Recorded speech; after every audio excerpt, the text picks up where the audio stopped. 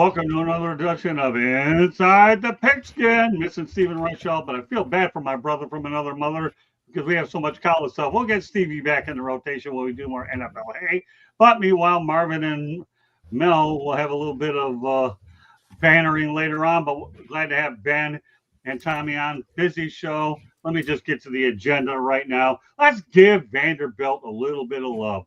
All they did was beat Tennessee to finish 10-2. So let's go over the Vanderbilt Commodores and the Indiana Hoosiers. Indiana, by the way, finishes 12-0 under Curt Cignetti, but got to give them a little bit of love. At one point or another, okay, the Vanderbilt Commodores had their best start since 1941 when they began the year 7-1. If that wasn't good enough, they were ranked as a favorite against an SEC poll for the first time since '98, a win against LSU. My goodness. Then again, everybody seems to be beating LSU. We'll see what happens later on down the road. Vanderbilt was also ranked number 10 for the first week ever. And let me tell you, this is just unbelievable stuff.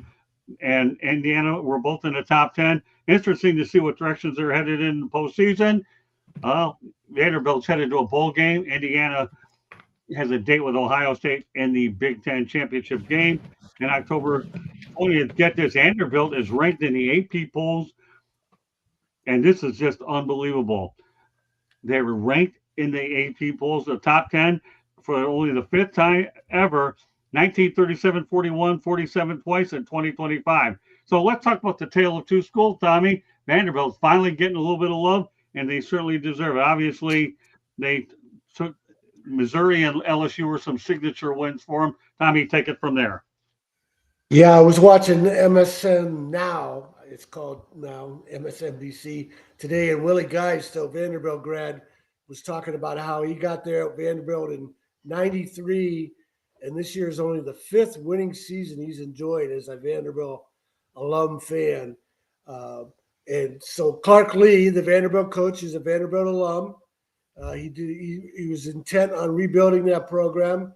He's taken advantage of the new college landscape with NIL. He's hit, and just like Cignetti, he caught lightning in a bottle with a quarterback, that Diego Paiva that they brought from New Mexico State with the former New Mexico State coach. But let's not forget, the Vanderbilt rebuild began under James Franklin. Right. They were an embarrassment for decades. And Franklin rebuilt the program to respectable 500 type teams. And from there, he cashed in with the Penn State job. And now look at Penn State. They don't have a coach. Don't worry, next week we'll be talking about that in more detail. I think what's interesting about the Vanderbilt situation is they end up taking down Missouri to get to their 7-1 start, and then they're ended up being ranked as a favorite against LSU for the first time in '78. These are uncharted waters for Vanderbilt. They really are. Thanks, Marios. We appreciate you being in the chat room. So we're down uncharted waters for this school. They really are. So go ahead, Mel. What are your thoughts about the Vanderbilt Commodores? This team is something we're going to have to take a little bit seriously now. Yeah, like Tom said, the rebuild started up with James Franklin, and it's good. I think it's good for college football when you have schools like Vanderbilt that are doing well. We know that it's a very high academic school. They've never won. It's been one of those games that you look on your schedule and you knew that, hey, man, that's a pad my stats game. I got to make sure I get everything I can get in the first half because I know the second half, the second and third string guys are going to be playing. I probably won't see the second half. So, whatever I'm going to do, I need to do it in the first half. And I think it's really good for college football. Like Tom said, they caught lightning in a bottle with the quarterback. They have to run a certain type of program to be successful in the SEC. Sort of, kind of similar to what Georgia Tech was doing when they're running the triple option, but not so much. I mean, it's kind of a triple option, but they do it from a shotgun formation. And so, teams don't know how to defend it. At some point in time, maybe they'll catch up to it. Maybe they won't. Because they don't see it so much, they may not practice it a whole lot, so it might not be anything they have to worry about.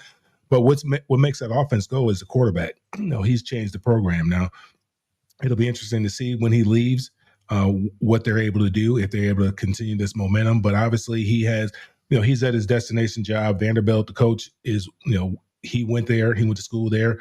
This is his destination job. He's not looking to go anywhere else. And I think it's good for college football, and I think it's good for the students at Vanderbilt, and I think it's good for the SEC.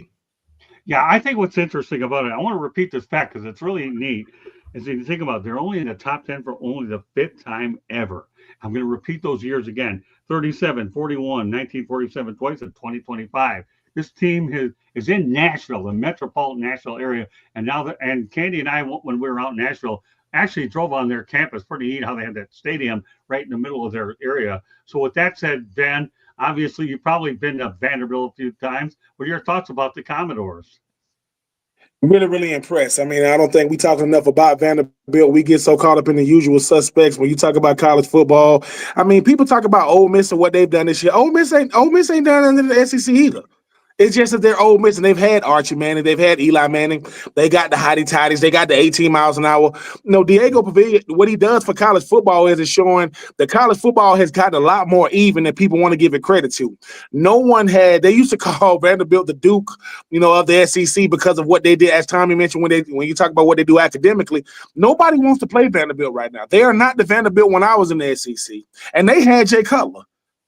Jay Cutler ain't never had this much success when he was at Vanderbilt. So I'm really, really impressed by him. And I think the thing about it is they're doing it at the right time. Yeah, what they haven't done in the past ain't got nothing to do with this current crop of players, but they're peaking at the right time when they got a shot to make the college football playoff. And they are the best team in the state of Tennessee. As much as the Tennessee Vols are the biggest brand in the state of Tennessee, Vanderbilt is the best college football team in the state of Tennessee, and they proved that. So I'm really, really happy for them. As a person that obviously got to grow up as a young man playing for the Titans in Nashville, Vanderbilt, as Tommy and Mel mentioned, they used to be the pad. You used to pad your stats with those guys. That's not the thing. It started under James Franklin, but the world really understood 2 years ago when they beat Alabama. That goalpost still has not made it back to Nashville. I don't know where it is, but it has not made it back to Nashville yet. I'm very impressed with Vanderbilt because I think this is what happens. We want to look at it. If these current crop of players ain't got nothing to do with the tradition or lack thereof of the yesteryears, we should look at them for who they are right here, right now. There are a lot of teams in the SEC, including my Florida Gators, who ain't even going to a bowl game, and Vanderbilt is 10-2. You know who else? I mean, it's a bunch of 10-2 teams. I mean, you know who else is 10-2? Alabama. Alabama's 10-2. But they ain't looked at the same. So who the Alabama said they had to beat this year, going into this year? It wasn't Georgia, even though they lost to Oklahoma. It was Vandy. That was the game of the week. So shout out to them Commodores. I hope they keep what they winning ways. Clark Lee, I mean, he seems to be the guy for the job. And Clark Lee was a part of those coaches that got a contract extension when they thought he was going to go to other schools. So think about a time to where Vanderbilt is giving a contract extension to their current coach because they don't want him to leave Nashville. Great stuff, man, for a guy that actually played out in Nashville. All right, Marvin, follow that.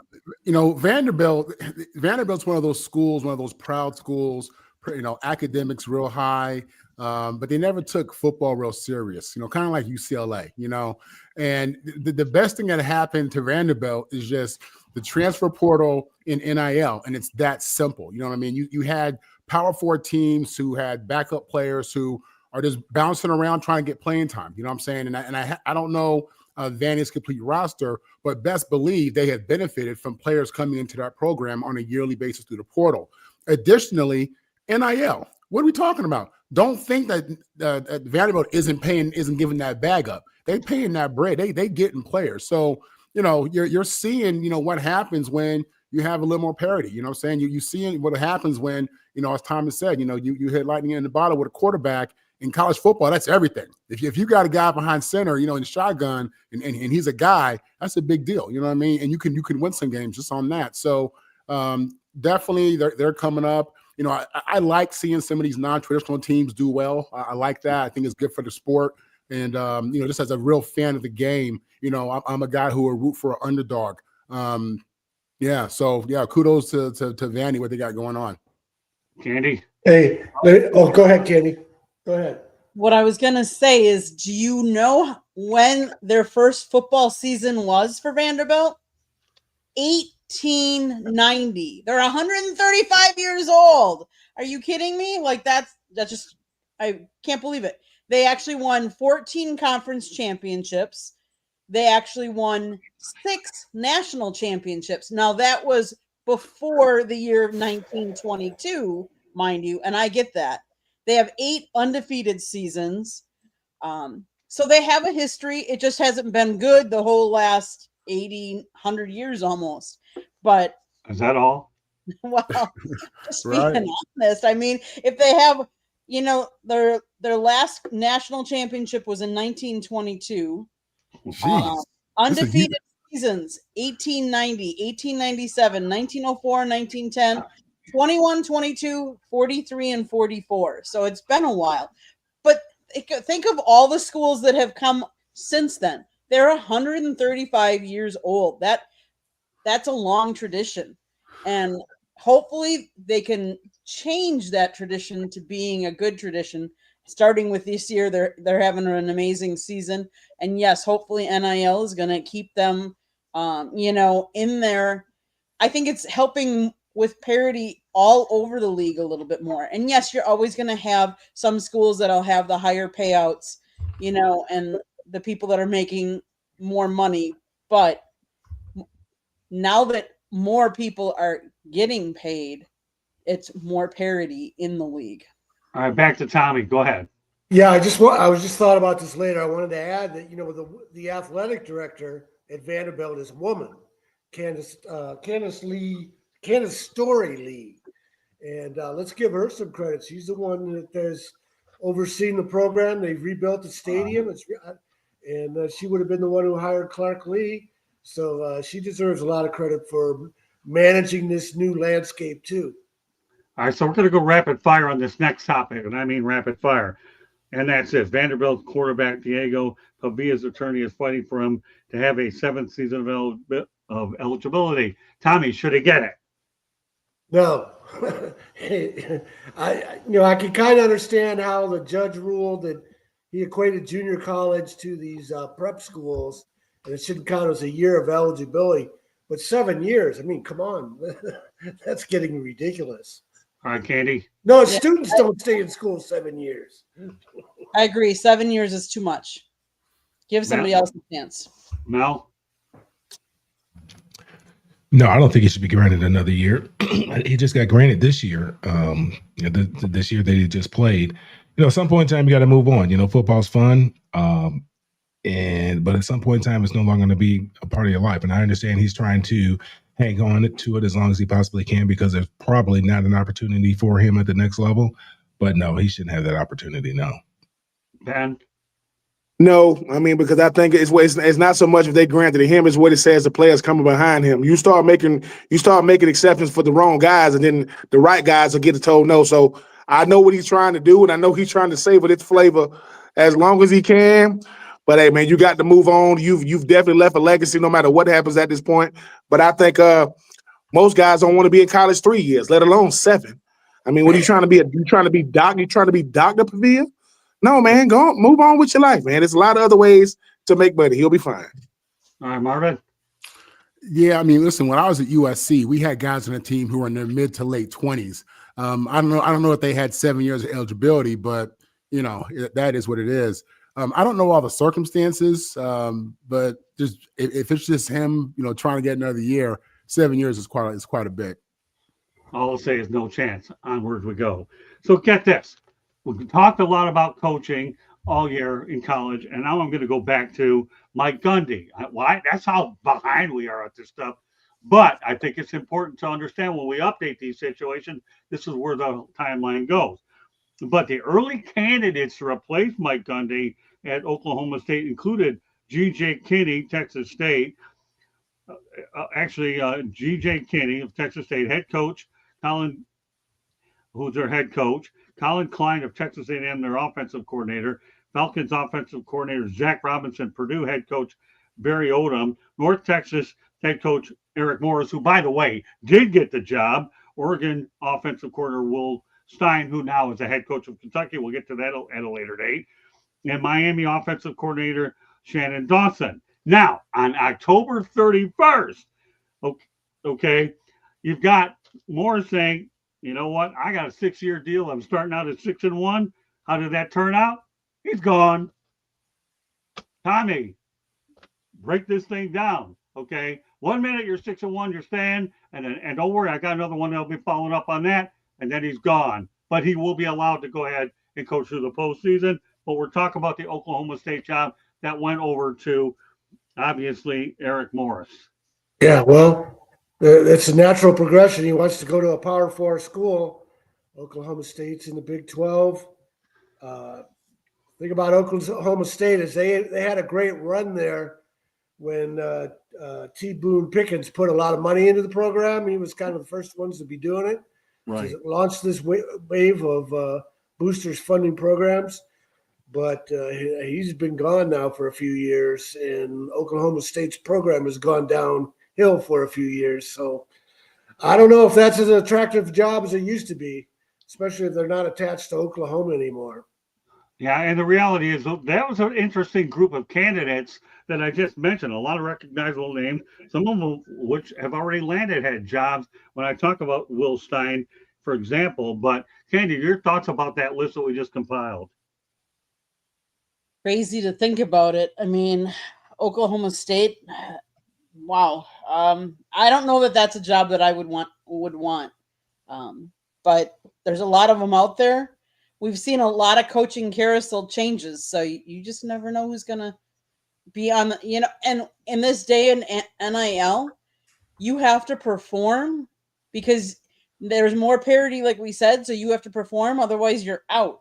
And we're seeing so many of these coaches change. It'll be interesting to see which jobs, who has the most success in the jobs that they get. I just hope one thing a year from now, I don't have to go over all this stuff and I can get back to the NFL stuff. But this college stuff is taking on a meaning like I never thought. I have fun doing this show the last several years. This is one of the most taxing, but I have no problem with it. It's just a different animal that I can have two inside the Pickens when I've had to deal with one and all the burden I put on all you guys, but you guys are troopers anyways. Tommy's loving it, I don't know. And everybody else that is with us. Mel, tell us your take on Oklahoma State. Did you say they did hire a coach? Yeah. Eric Morris. Who did they hire? You said the guy from North Texas? Yeah, Eric Morris. He's a guy with North Texas. I can't hear you, Mel. Might have to speak a little bit louder.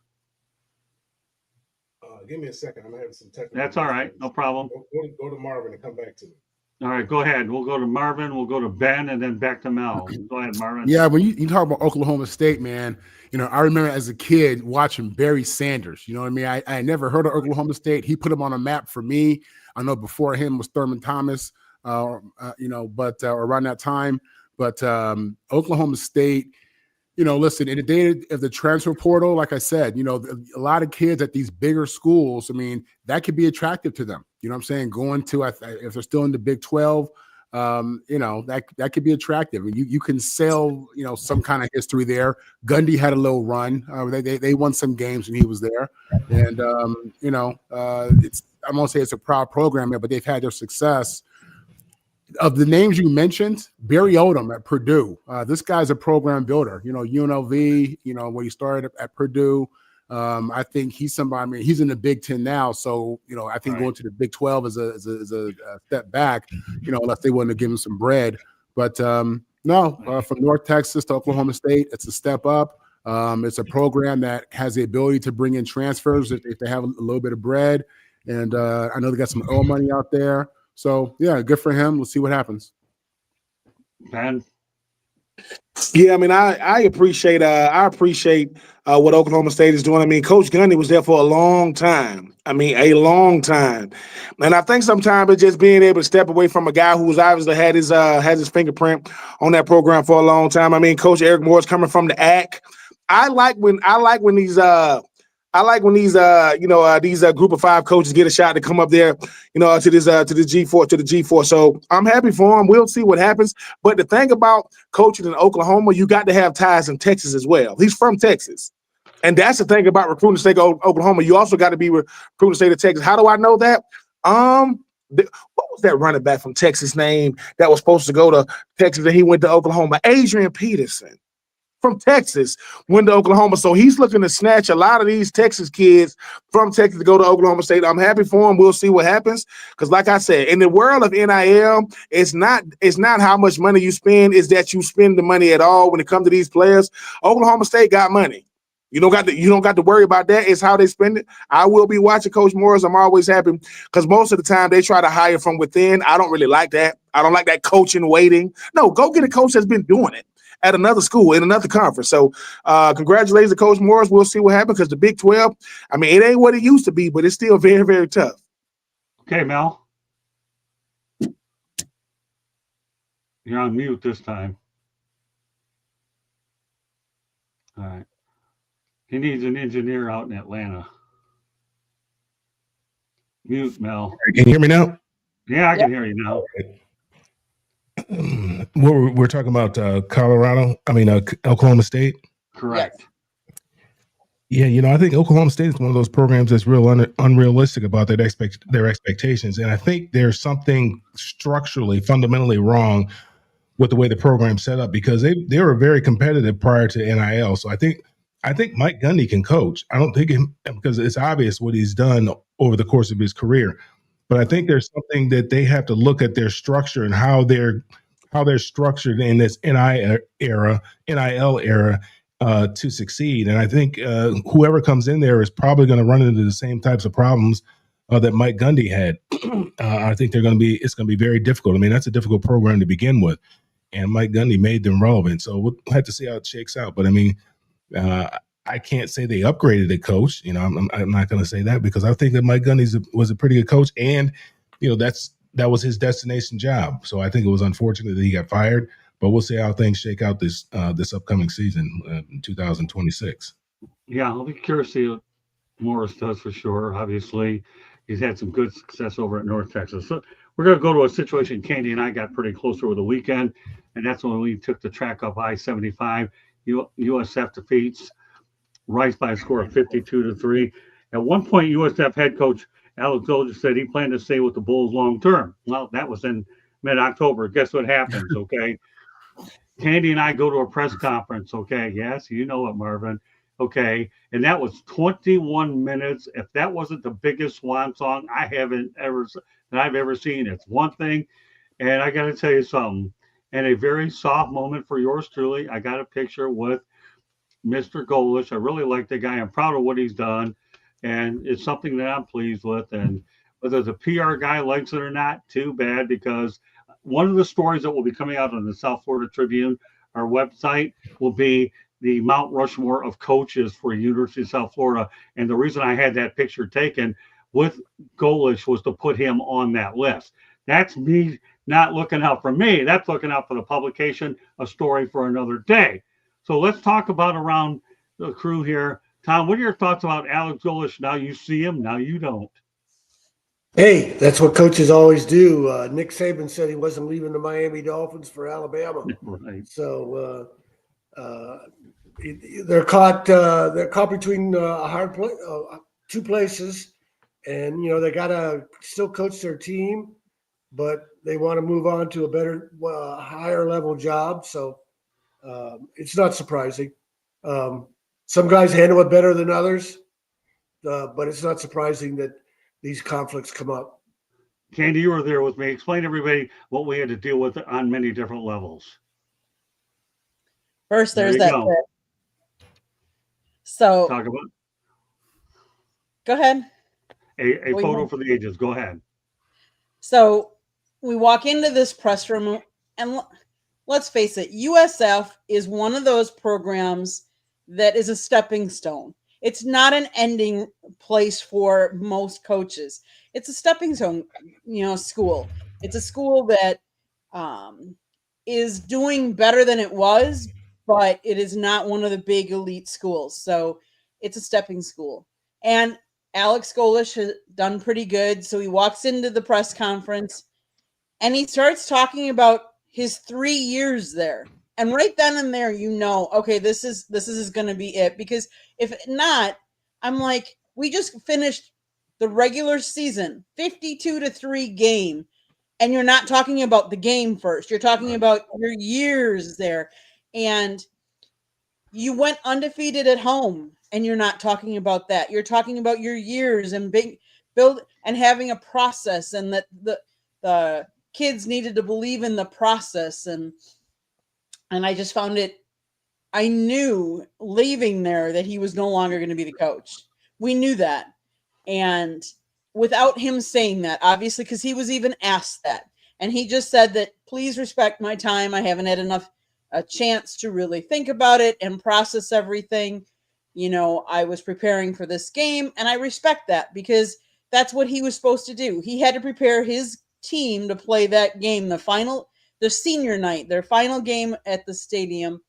But yes, we knew going after that press conference, I knew he was no longer going to be the coach at USF.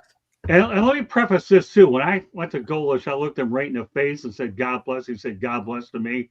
And I'm going to tell you, down the road, and you guys know me for all the time y'all here, when the PR guy and I get in front of each other the next time on my turf at Florida Atlantic, this guy's going to have his head between his legs, just like Dave Doran did a few weeks ago. Only this time, he's going to be eating crow in Boca Raton. Because in my opinion, you don't disrespect me out there when you know what I'm going to do, and we've done it. And this guy, and I'm not mentioning his name, but the reality is this, okay?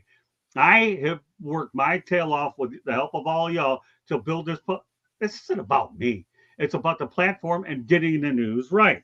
And I'm going to tell you, I'm just glad he didn't take the Arkansas job, which everybody thought he was going to do all week. That would have been a job that would have been a tough sell for this guy. So he goes to Auburn. So I'll track his career there, but I have some unfinished to take care of with this PR guy with USF, and yours truly. I am a USF Bull, but when I get done with him, he's going to be calling me Mr. Bull. There you go, Mr. Bull. All right, Mel, take it from there. Well, yeah, everybody wants to swim in the deep end. You know, so you start out in the kiddie pool, and then you move into you get out of the kiddie pool, and you move into the big pool, and now you want to go to the deep end. Everybody wants to see how they fare in the deep end. I mean, Scott Frost did that when he was at Central Florida. He wanted to venture out into the deeper waters and swim with the sharks, and that didn't work out well for him, and he came back. And I think everybody deserves that opportunity to see how good they can be. Everybody wants to try to play at the highest level. They want to try to coach at the highest level and see what they're made out of. And I don't fault any of these coaches for leaving and for another opportunity or perceived better opportunity. It's somewhat unfortunate the way that the college system is kind of set up, where it happens during the middle of the season. They need to come up with some type of collective understanding that they're not going to do this until the season is over. I mean, or at least a couple weeks into the playoffs or something like that. I mean, I think Lane should have had the opportunity to coach his team throughout the college playoffs to see how far the team could possibly go. But again, it's above my pay grade. But I don't fault these guys for leaving, and I wish them all the luck in the world. Now, most of the times it doesn't work out. These because the university is unrealistic with their expectations, right? And everything is about money. It's not about the experience. It's not about developing football players. It's not about developing young men. It's all about money. And so all the other things that that Marvin and I went to college for, gets lost. That doesn't matter anymore. Kids aren't even going to school anymore for the experience or to become better football players and to become better individuals and better contributing citizens to our society. They're all going to whoever's going to pay them the most money. And, you really can't fault them for that either. Ben? I can't fault him. I mean, I'm never going to fault a coach. I just wish when it comes to the players, it was this much leniency. I mean, we know these coaches. We know the USF as a stepping stone, job for a bigger job. Nobody's mad at Coach Golish for going to the Auburn Tigers, right? It's just the fact that, listen, everything you say is archived. Every interview you do is archived. Right. This goes back. Remember in 2024 when the Texas A&M head baseball coach was talking about how I'm never going to leave Texas A&M. Where is he at? He went to Texas. He went to Texas. Right. These coaches act like we have. I'm not mad at Lincoln Riley. Marvin, from going to Oklahoma to SC. Just say that. All you got to do is say, look, I want to go to SC. period. Because when Lincoln Riley got hired, Bob Stoops knew that he was going to retire. They went through that entire recruiting cycle. They got all those kids they wanted. And when they got them all in, surprise, surprise, Bob Stoops, I'm retiring, I'm becoming an analyst, and Lincoln Riley's going to be the head coach. If a player pulls something like that, people would lose their mind. All I am saying is everything a player does, he learned from a coach. What did they learn? I got leverage. And while you have leverage, you better use it. And I'm not mad at the coach for using his leverage. I'm not mad at them for that. Auburn and USF is not in the same stratosphere. Can appreciate what he did at USF. But Auburn, I mean, since the time of, Gus Malzahn, when they went to them, with Tommy Tuberville, it's been a long time at Auburn, too. Cam Newton is not walking out of that locker room. So I ain't mad at him. He beat my Florida Gators this year. They've been very, very impressive this year. I'm wishing them the best. I mean, not if they play Florida, but I'm wishing them the best. And like I said, to all these coaches getting head coaching jobs, I can't fault a guy for trying to get the most he can while he can. I mean, that's called negotiations. So I'm not mad at him for that. But you got to look at where you're going, not where you were. Because what you did at these other schools is cool, but where you going, that's a different barometer. So we'll see what happens. But Hugh Freeze was a dud. When Hugh Freeze was at Auburn, that was a dud. I mean, you won't even remember his tenure at Auburn. You ain't going to remember a lot of guys, though. But shout out to him. Wishing him nothing but the best. But anytime a coach talking about players, I just laugh. The only reason why Nick Saban is no longer in the NFL is because his training staff down there in Miami said that Drew Brees' ankle was messed up. He goes over to New Orleans with Sean Payton, and the rest is history.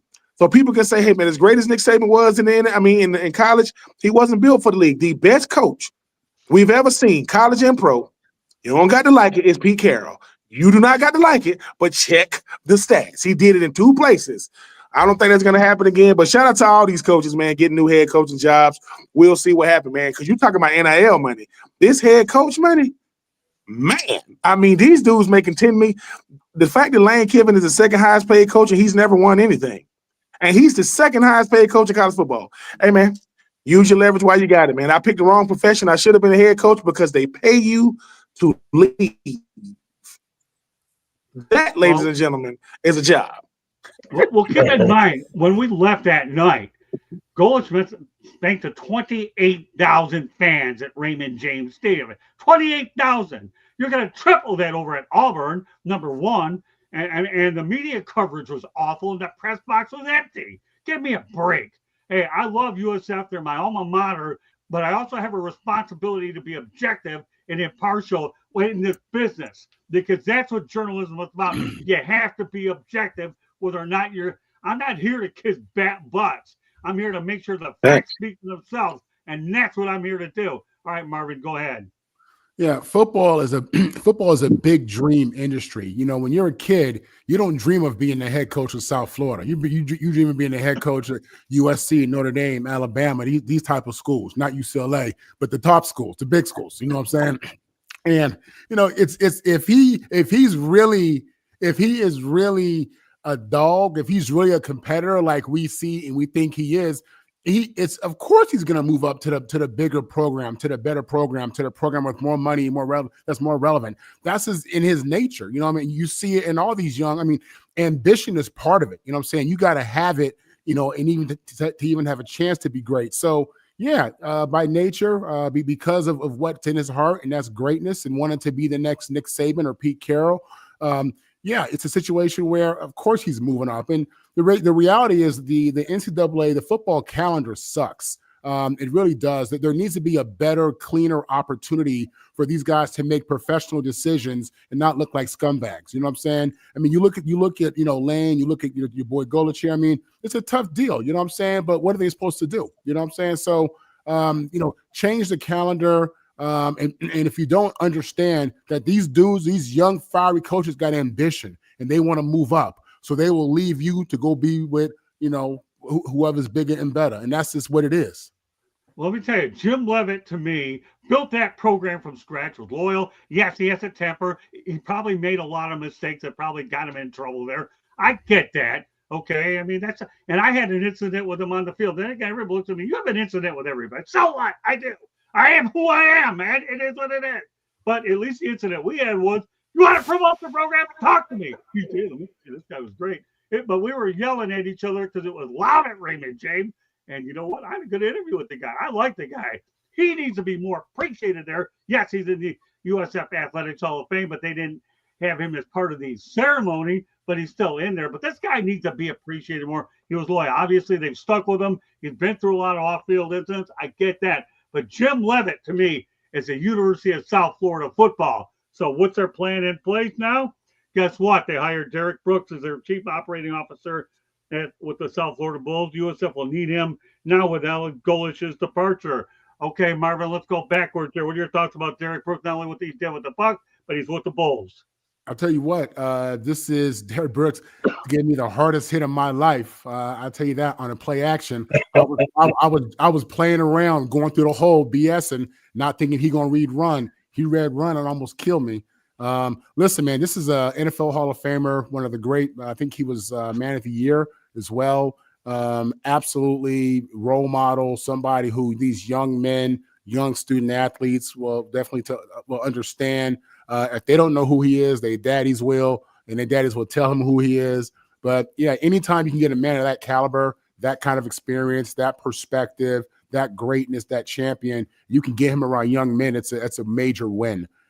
This will only help that university because he represents all the right things. You know, you see, guys like Sapp, who always talking up to this dude, always telling you what he meant to him, and that was his brother, and what a good man he was. And, other players as well. You've heard John Lynch say the same thing. So, no, Derek Brooks, man, listen, great Seminole, great Buck. And I'm sure he'll do outstanding for that university. That's a big win for them. Yeah, and also I should take note that Leroy Selman was another Buck that went over to do with the Bulls. He has a building named after him. So Leroy Selman, Derek Brooks, to the credit of USF Athletics, they know how to get Bucks that are in their community and bring them up to 75. So that's unbelievable stuff by the Bulls, bringing in not only Leroy Selman, now you add Derek Brooks. All right, Ben, what are your thoughts about what Derek Brooks can add to what having another big voice in that coaching? I think it's huge. I mean, the thing about Derek Brooks, and people don't want to give him enough credit for, I had a cup of coffee with the Tampa Bay Bucks back in 2008. Nobody has done more for that city than Derek Brooks. He started a school down there in Tampa. I mean, you look at what he meant, not just to the Bucks, but to that city. And I agree with what Marv just said. If you don't know who Derek Brooks is and you go to USF, you don't deserve to go there. You do not. I don't care that he played for Florida State. Derek Brooks is a great human being. He loves the Tampa community, loves it. Family man, man of faith, and he loves the people. So USF is understanding that while our coach is moving on, if he does this, and you tell me if I'm wrong, Scott, if he brings a stadium strictly for the Bulls, that's legendary stuff. Raymond James is cool. USF has been around too long for them to not have their own stadium. Don't give me that where you're going to put it. Figure it out. Figure if the Tampa Bay Rays can finally play in Tampa, because they was in St. Pete, you can find a stadium for the USF. I don't want to hear it. If people can find some space and the people will come. But when I saw this, Derek Brooks is a great man, and he loves his sports. Not just the Tampa, not just USF, but even the arena football team. He was involved with them when they was down there. So Derek Brooks, like I said, I mean, I wish I could have had a chance to play with him longer just to learn life through this guy. At the greatest weak side linebacker to ever play football is Derek Brooks. And I'm just happy for USF, man. They understanding we got to have a guy who understands the community. We got to have a guy that when he walks in rooms, he demands the room and he knows business. He knows all those things. Yeah, that's a out of this world hire for USF. I'm happy for them down there. Well, and just an update on that situation. Glad you brought it because we actually posted a recent video on the South Florida Tribune YouTube channel. Candy and I went up there on Sunday morning, and we got, Candy, explain to the video that we shot over there. We shot a video of the construction site where they are constructing the new stadium on campus for them. It opens, I believe, in 2027. It's a 35,000 seat stadium that will be on campus right next to their performance their indoor facility and their other sports complexes down there. Yeah, 35,000 probably ample time for what they need. God only knows if I'll be alive to see it or whether I even talk to this other guy if I even want to in 2 years, because who knows, but that's beside the point. 35,000. Go ahead, Marvin. Ben, you put you put him over Junior Seau at weak side linebacker, Derek Brooks. I wouldn't consider Junior say our weak side linebacker. I know you're gonna. I wouldn't consider Junior. Junior played weak. He wasn't a true. He's really a middle. You know I'm not putting nobody over Junior. You come on, Marv. You know I'm not putting no.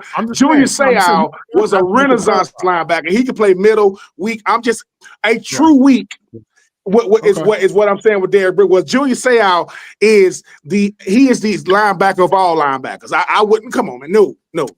Man, he rest the Paradise Junior. I wouldn't even disrespect that man. I wouldn't disrespect that man in life. You know I'm not gonna disrespect him in death. So no, nobody's over Junior. I wasn't taking it there, man. Yeah, I got you.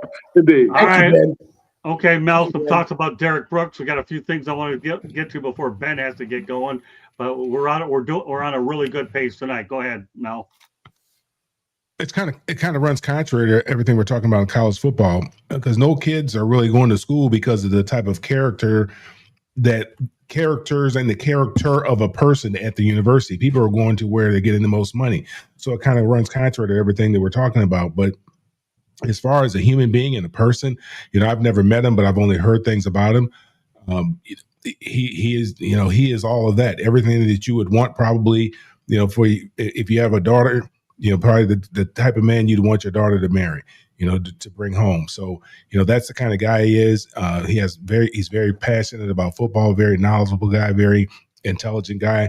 Like Ben said, a man of extreme faith. And it's the kind of guy you want to have, you want to send your kids to. You want to send your kids to this type of guy. And like I said, it just kind of runs contrary to everything we're talking about in football, in college football, because it doesn't seem like the universities care about that anymore. All they care about is the almighty dollar and trying to get into college playoffs. Candy? So he's been a pillar of the team Tampa Bay for the last 30 years and a leader of the state of Florida his entire life. In his new role, Brooks has numerous responsibilities, including service as a lead community ambassador, football and men's basketball administration in tandem with the CEO Higgins, revenue generation, sports tourism strategy, enhancing student athlete experiences, and Team Tampa Bay local pro franchise relations. The one thing I will say is that also probably enhanced his wanting to work at USF.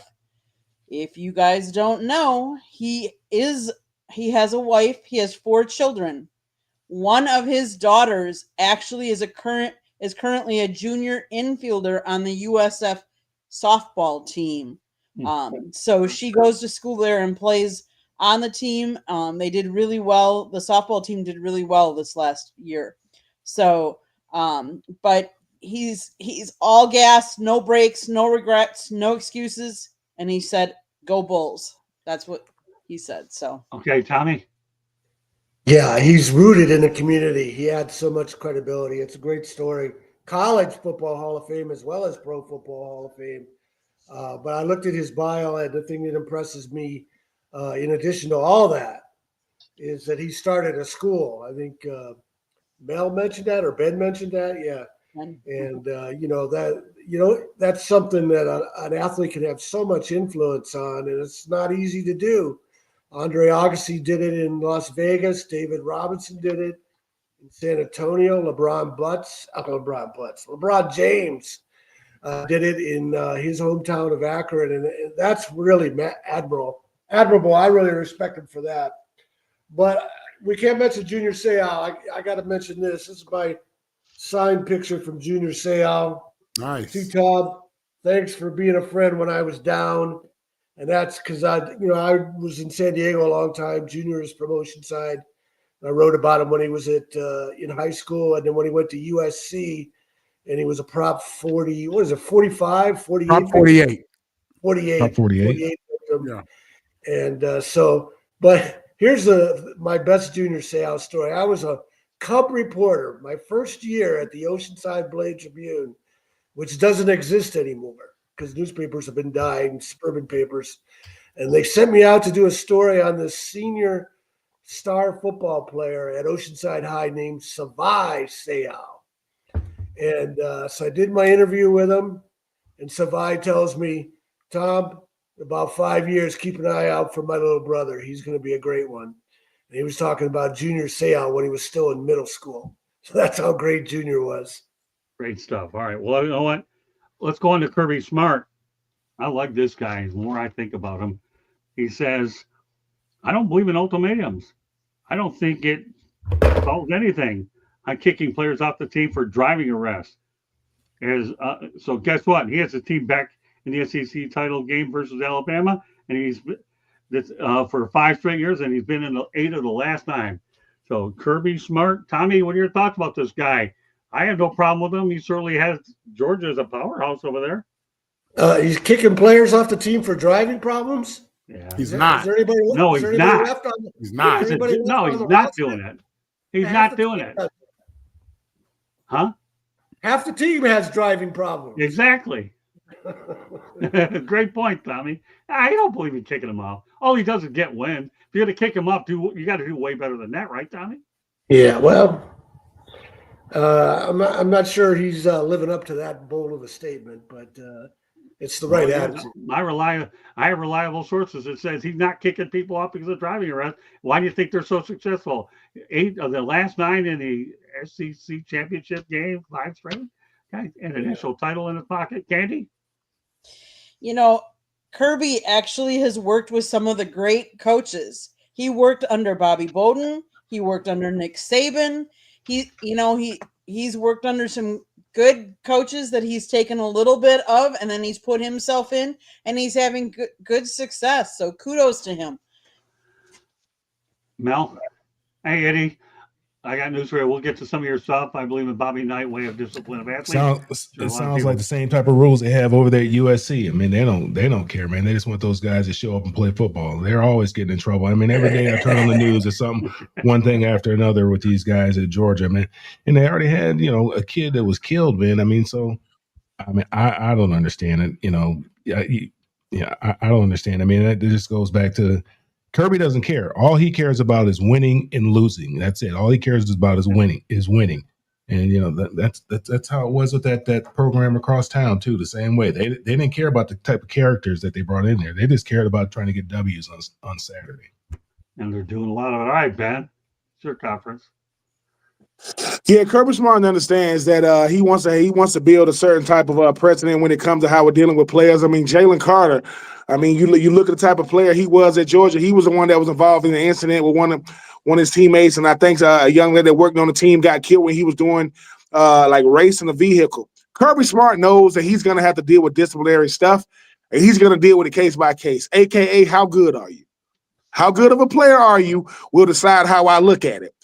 And most of these guys are going to be high caliber players. So, and he learned it under Nick Saban. I mean, Nick Saban was a guy. He's always talking about his time at Michigan State, not throwing Musa Muhammad off the team. And that's who Kirby Smart learned under. So I get it. I understand. Kirby Smart knows that he's going to be remembered for how he treated the players and did he win. And when it comes to a place like the University of Georgia, yeah, they dominate the headlines. But a lot of times when they get in trouble, it's in Athens. If they get into trouble in Athens, what is the Athens PD going to do? Report it. They ain't going to jail. They ain't getting in trouble for real. And that's most places that got big-time university like Georgia. So, yeah, of course, Kirby Smart that's a recruiting tactic. I don't do ultimatums. Most young men don't even know what an ultimatum is. Can't spell it, and they don't know what it is. But their parents do. So that's how they recruit down there in Georgia. So, hey, man, I ain't mad at him. He ain't the first coach to not have him. He just can publicly say it. When you're the highest paid coach in college football, everything you say is a headline. Everything you do is a headline. But he making sure. But as long as he winning, man, he can say whatever he want, do whatever he want. If he was losing, these type of statements wouldn't fly. But he winning, man. He getting it done right now. That's funny. I tell you, you got me laughing. I'm surprised I didn't turn red over your comments, but that was good. All right, Marvin, top that one. That was pretty Yeah, good. listen, in a day and age of the transfer portal and kids bouncing, these coaches trying to preach family hard. Family, family, family. You know what I'm saying? And, Kirby understands that when you're dealing with a 19-year-old, young, confident football player, or frat boy or whatever, these 19-year-old kids on campus, they feeling themselves, man. You feel like you're invincible. You feel like, it can't happen to you. You know what I'm saying? You in that moment, and you just young, and he realizes that. So he's not kicking kids off the team for behavior that's almost expected, as crazy as that may sound. And, it's just one of those things where, again, as hard as it is to keep these players, man, like Ben say, you got to evaluate the whole situation on a case-by-case basis. I get that. That's real. So as a player, that should encourage you. And it's not right, but you better bring value to the table, baby. You better bring some value, because if you just, if you a Jimmy but not a Joe, then, you got to go, and that's my take. What? Go ahead, Tommy. Well, I wanted to add about Nick Saban and Muhsin Muhammad. I hate it when coaches use that as an example of how they're saving guys' lives. He's got 100 players on his football team. How about a guy like that John Beam that we've talked about at Laney College that was shot? What could he do with Nick Saban's salary? How many lives could he save? I hate it when coaches use that as their excuse for giving guys a second chance. They're dealing with 100 players. They're not dealing with the thousands of kids from tough backgrounds going to tough schools that need help. Great point, Tommy. I really like that. And don't worry, tomorrow night when you come on the Sports Exchange, you're going to have an extended time with the Shanahan Report. Great stuff, though. All right, so let's go ahead and talk about your favorite person, Nick Saban. And then we have a couple of other NFL topics. I want to get Marvin involved as well. Nick Saban, obviously, his wife said, Terry, that he's done coaching, and they ended the speculation when they were looking at him for the Penn State job. Guess what? Even Kalani Sitake turned it down, Tommy. So I don't know. What would you think, Tommy? The wife definitely ruled Nick, and he's definitely not coaching anywhere. His wife said on ESPN it's got to be $50 million. Nah, Nick Saban's done coaching. He's in his 70s, and he's from the old school. He's not going to have donors and players. He's not going to have donors telling him what to do to bring in players. He's not going to have agents of players tell him what their salaries are going to be. Nick Saban coaching in the new world, that makes me think about when I'm going back in time. Barbara Walters was the first woman news anchor, and Harry Reasoner didn't like it, didn't like working with her. Dan Rather didn't like working with Connie Chung. That's Nick Saban. No one's going to tell him what the new rules are. Yeah, well, I got to hand it to his wife, Terry. So, that's okay. Just do what you're doing. I mean, let's got to have a good, strong woman, right, Candy? After all I'm dealing with you, I still may be a little out of control, but you got to have a strong woman, right? Yes, you do. But Nick Saban, let's face it, he's been there, done that. He's accomplished so much in his coaching career. At age 74, why would you want to try and go back and, in this realm of NIL, deal with all of that? Not only NIL, but all these institutions that are one and dones. Hey, if you don't have success, we're going to get rid of you. He doesn't have to be in the locker room for how many hours, or in the room watching film for the next opponent, trying to recruit his own players and new players. He can sit back. He can be a football analyst. Let's face it. I'm sure he's getting paid very good money to be an analyst on ESPN College Game Day. And he doesn't have to be at work 24/7 as some of these coaches have to be now for the college season, and then fly around and be away from your family when you're recruiting as well. So he's had power. More power to Miss Terry. Thanks, Candy. All right, Mel. Yeah, I think he blames a lot of it on Miss Terry. He uses that, but he doesn't want to go back to coaching. Like Candy said, he's 74 years old. And then, he coached at such a high level. The expectations, when you bring a Nick Saban in, the expectations are, they're going to be championship or bust. And that, that's a lot of pressure. That's a lot of pressure that he had to deal with. I think he's enjoying himself on College Game Day with McAfee and the guys. There's no stress. He has other business interests as well. He's got some car dealerships. He doesn't need the money. He wouldn't be going back for the money. The The landscape has changed since he decided to leave the game. He had left the game because the landscape changed, because it wasn't the same as it was before. Right. You know, kids weren't going to school because of the value that the college would bring to their lives. So, you know, he's done with it. And, you know, he does a great job on TV. He doesn't, you know, he doesn't need to do anything else. He doesn't need to prove anything else. He's proved that he's the greatest college football coach of all time. You know, why would he want to mess that up? You know, unlike, you know, Bill Belichick. Great point, Mel. All right, Ben. Nick Saban's not going to come back to college football because his competitive advantage is gone. NIL makes things even. When it wasn't on NIL, nobody could out recruit him because nobody could beat him. So when it came to getting the best players in the country, he got it. His last national championship, I think, was in 2020 when the pandemic was here. Nick Saban isn't crazy. The last thing I want things to be is even. I don't want to deal with that. And all power to him. I mean, 7 national championships, 6 at Alabama and 1 at LSU. I mean, I don't see nobody really competing with nothing like that. But Nick Saban don't want to have to deal with. How is Nick Saban going to make a player listen when the player he's talking to makes millions? They ain't going to listen to you the same. When I'm the only one making the most money on the team, you're going to listen to everything I say. Well, if I just negotiated $4 or $5 million in my current year, I'm listening to you, coach, but I ain't hearing you. I'm gonna respect your position, but I don't know if I respect what your words. And Nick Saban don't want to deal with that. And that's what he knew that was coming. He was like, it's gonna be extremely difficult. Now you don't know if a player isn't playing well because they're not playing well or because they want more money. I don't know. So Nick Saban got out when the game was good. Look, I can see what's coming. And the one thing people with money have that other people with money don't have, they can predict the future because they are the present. Oh, I can predict what's coming because I predict what was. So I'm not mad at him. But Nick Saban, I mean, you know, he need to write a book on his wife. I mean, he blamed everything with his wife. Well, my wife said this, my wife said that. But to those of us who are married, if wife said you ain't doing it, you ain't doing it. 50 million, 70 million, but he's 74 years young, man. What else can he do but tarnish his image and legacy if he does go back?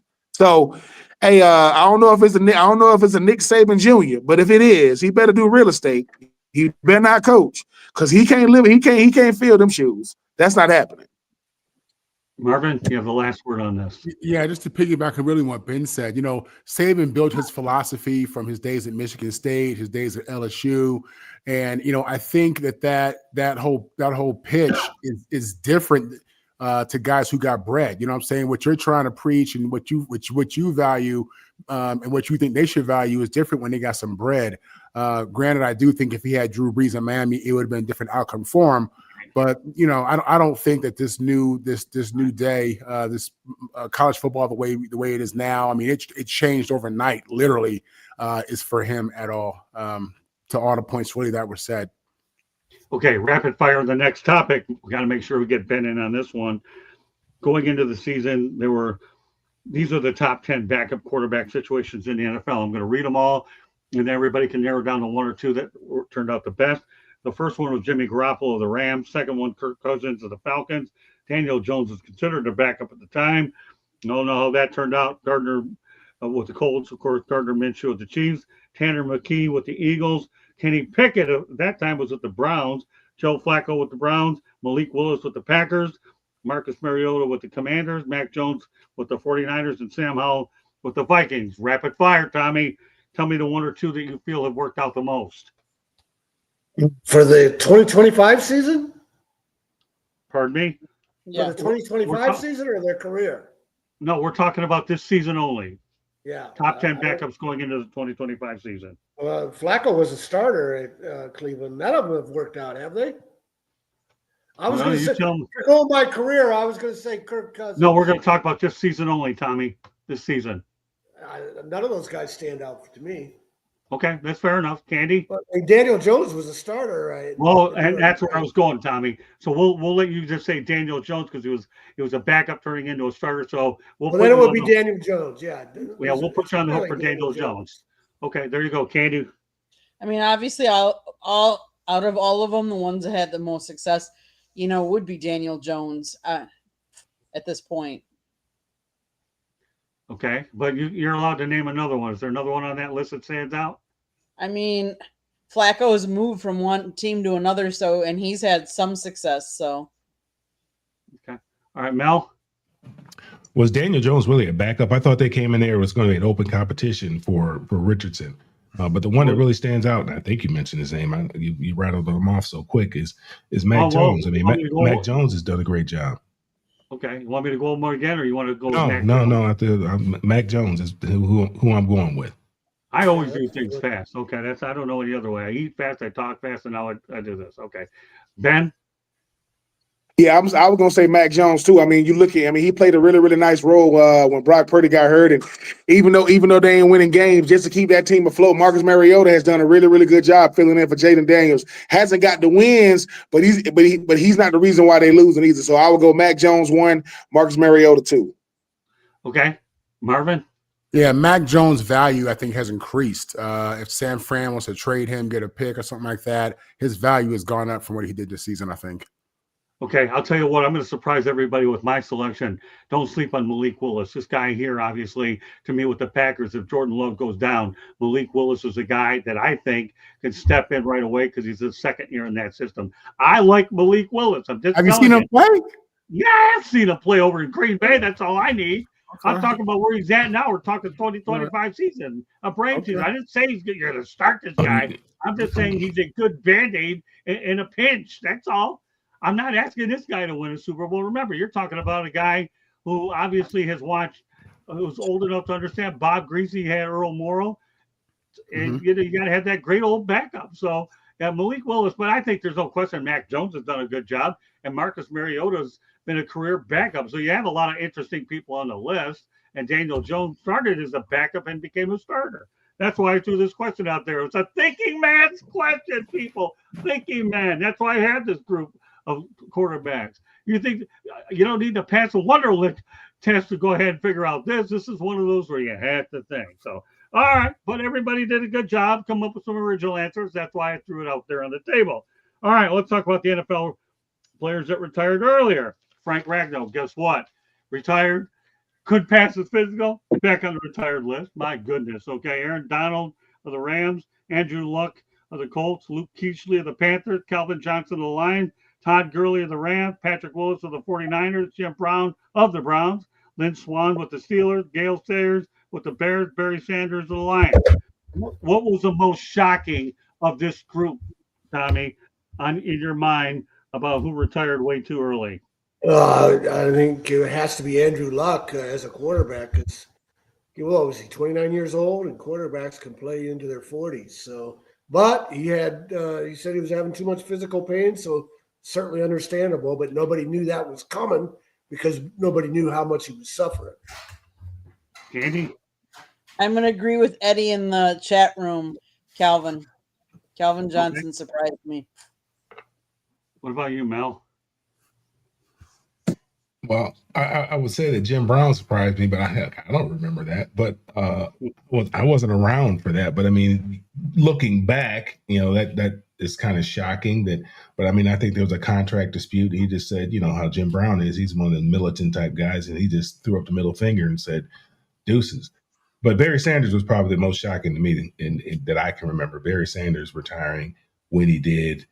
Just as a fan of football and appreciating him and what he did at that position and where he was in as far as history was concerned in breaking the NFL all-time rushing record, that was very shocking. Ben?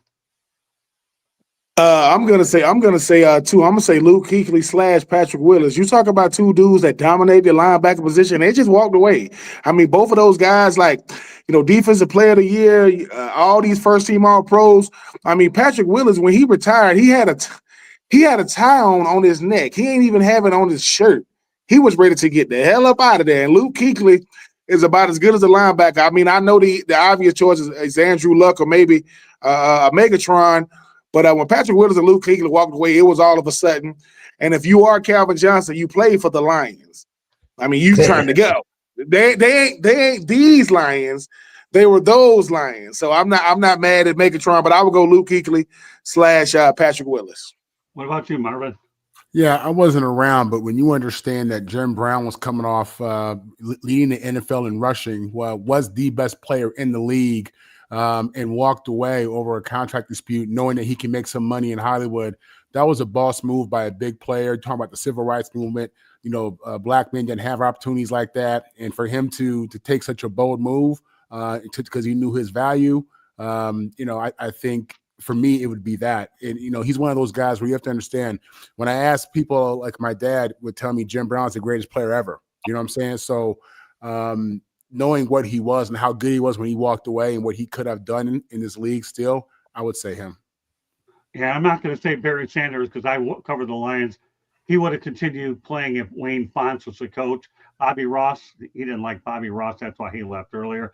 Got tired of the losing. But if Wayne Fontes was the coach, then he would have kept playing. The guy that I would say is Gale Sayers. There's a guy who had a great career with the Chicago Bears, but it was a little abbreviated. So I'll go with Gale Sayers. All right, well, you know what? No show would be fun unless I could pick on Paul Feinbaum, okay? This guy considered leaving ESPN for the U.S. Senate. And to be a Republican, get this, until he was going to wait until the season wrapped up. Well, guess what? The guy's going to head and stay after all. He didn't want to face Tommy Tuberville.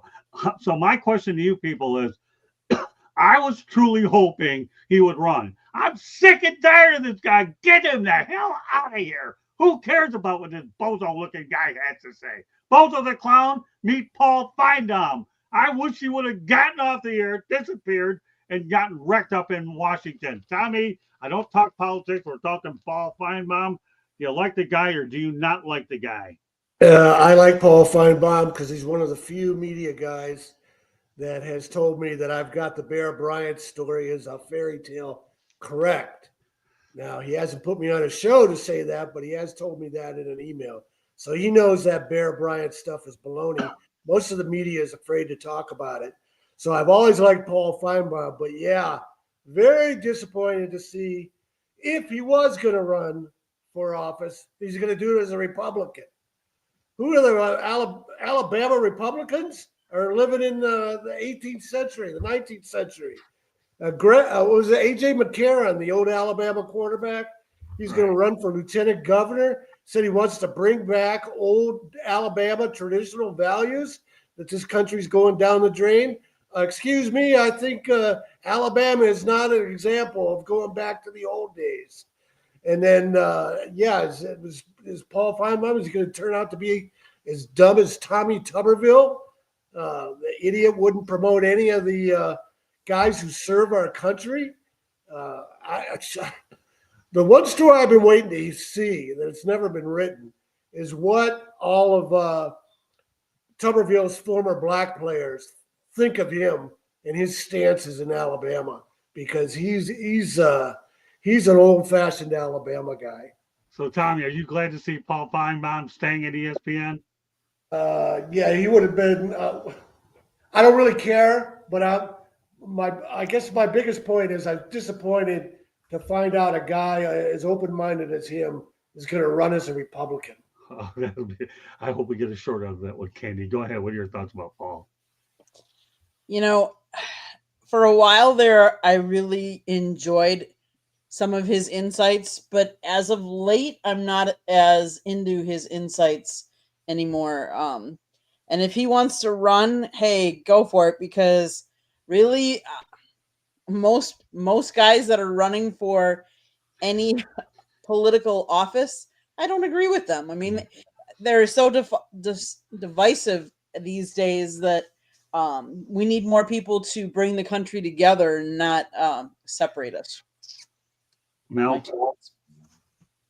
I mean, I enjoy his commentary. He doesn't bother me. I mean, I don't know him as a person, but I enjoy his commentary. I enjoy what he has to say on ESPN. I don't watch his other show, his podcast or anything like that. But he has a differing views a lot of the times from the other panel. So I enjoy him, Paul, in his viewpoint. Ben, and then we're going to get Ben on one more topic before he rolls. Okay, go ahead. Man, I was hoping that he ran for office so he can get the hell off the air. I mean, I'm not that big of a fan of Paul Feinbaum. Paul Feinbaum think he's smarter than everybody else. He rode the coattails of Alabama, Nick Saban when they was in their prime. I mean, his shows were strictly based on the freaking listeners calling in. He would just sit there and let them ramble on. I do not know Tommy Tuberville, but Tommy Tuberville should let you know anybody could run for office in Alabama and win. The stuff Tommy Tuberville does. I'm like, you know we can hear you, right? You know we can see you, right? I got recruited by Tommy Tuberville. I'm so happy I did not go to Auburn because I would not want to say out. So, yeah, I mean, Paul Finebaum was trying to ride the coattails of ESPN and Sports Center, but I think when he really looked into it, he said, I don't think my reputation is worth that because it was going to get ugly had he chose to go run for office. I mean, I don't know him personally, but, yeah, I thought he was going to go. But he definitely thinks he's one of the voices of college football. He think that what he says, is gold. But hey, man, if you listen to yourself talk long enough on national TV, you make millions of dollars, you'll start thinking you the man too. But hey, man, we got to listen to Paul Finebaum. He's a big reason why I did not go to SEC Nation because I could not sit on the set and laugh at jokes of his that are definitely not funny. I'll just say one thing. Jim Harbaugh wasn't sending him any Christmas card, and I don't care for the guy who was looking for my good written speech. Not going to get it. Go ahead, Marvin. I don't take him serious. You know, he is a shock jock to a degree, obviously, and he's there to fit a certain role and profile. I think ESPN has all different types of personalities and peoples and backgrounds, and you listen to his show, his call-in show. You get he represents the South, boy. That's they man.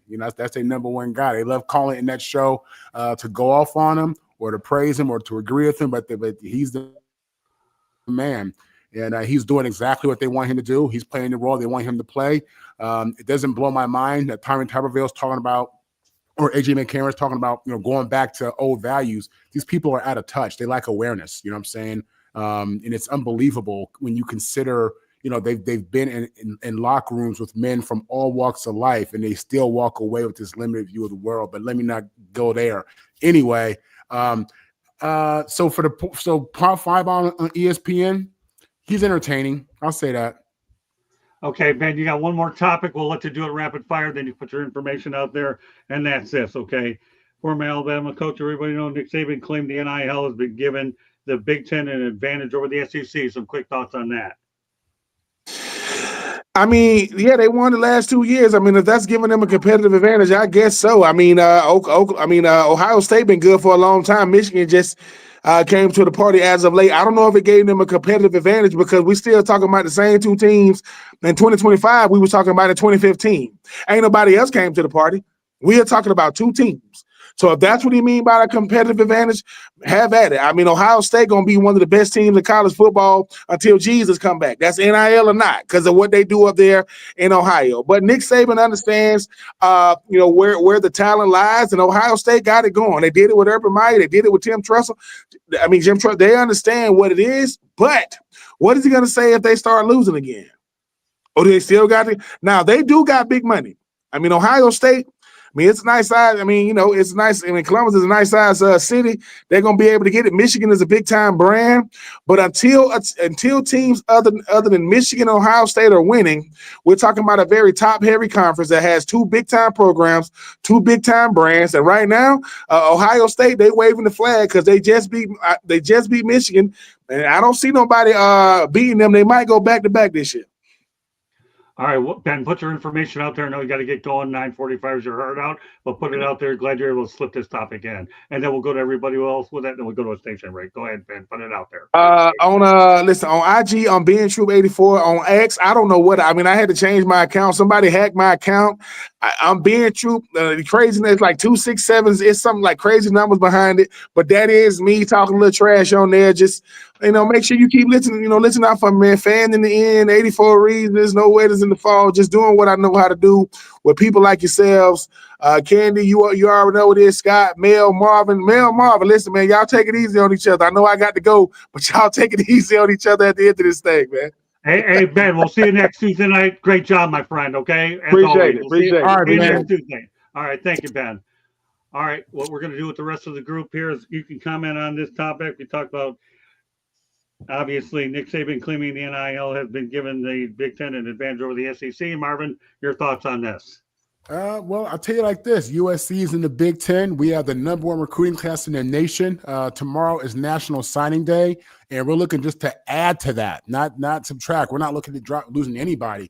We're looking to add to that. So I'll tell you what, and I know Ohio State's in the top 5 right now. I mean, he ain't lying. I mean, I don't, it's looking like with SC leading the way, and some of these other schools, close to us, not UCLA, but some of, Ohio State, Michigan are ranked pretty high.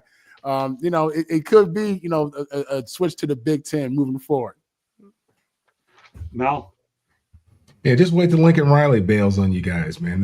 Then come holler at me.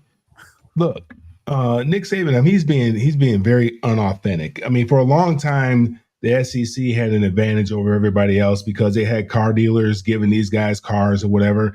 Now what happened is the Big Ten, it's a little different. These are tech guys. They got that tech money. It's not that car dealership money. They got tech money, so that money is a lot longer investment money.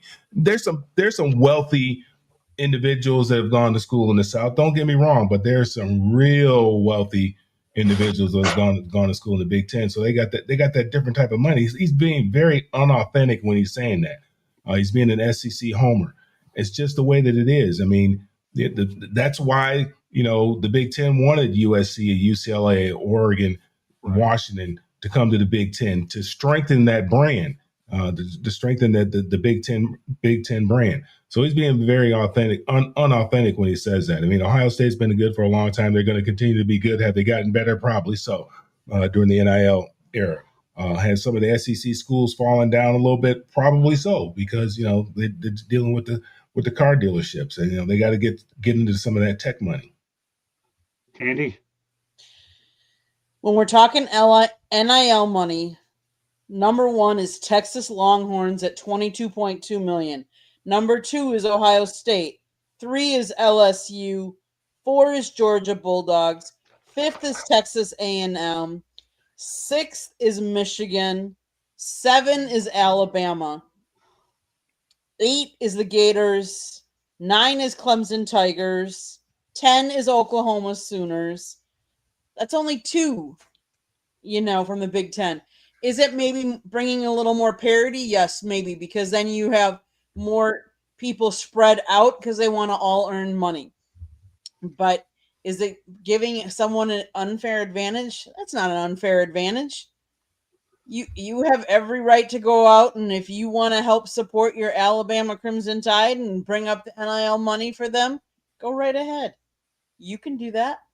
Tommy? Talk about the pot calling the kettle black. Nick Saban saying anyone has an advantage. He had such an advantage at Alabama. For whatever reason, his program cashed in on social media more than any others because these kids were all following each other to go to Alabama through social media.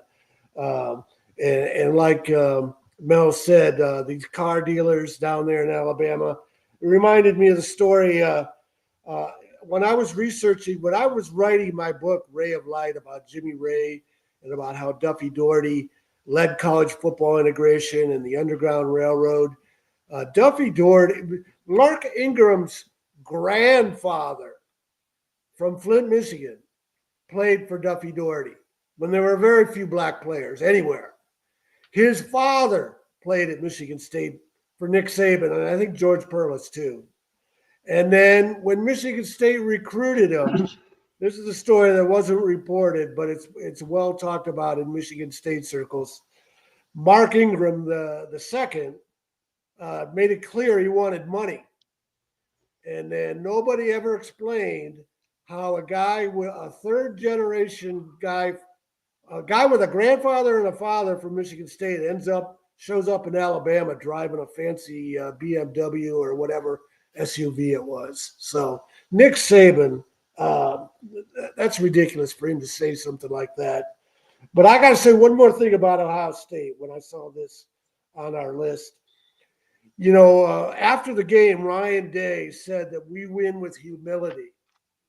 And what he meant was they weren't trying to plant a flag on the Michigan field like Michigan did at Ohio State a year ago.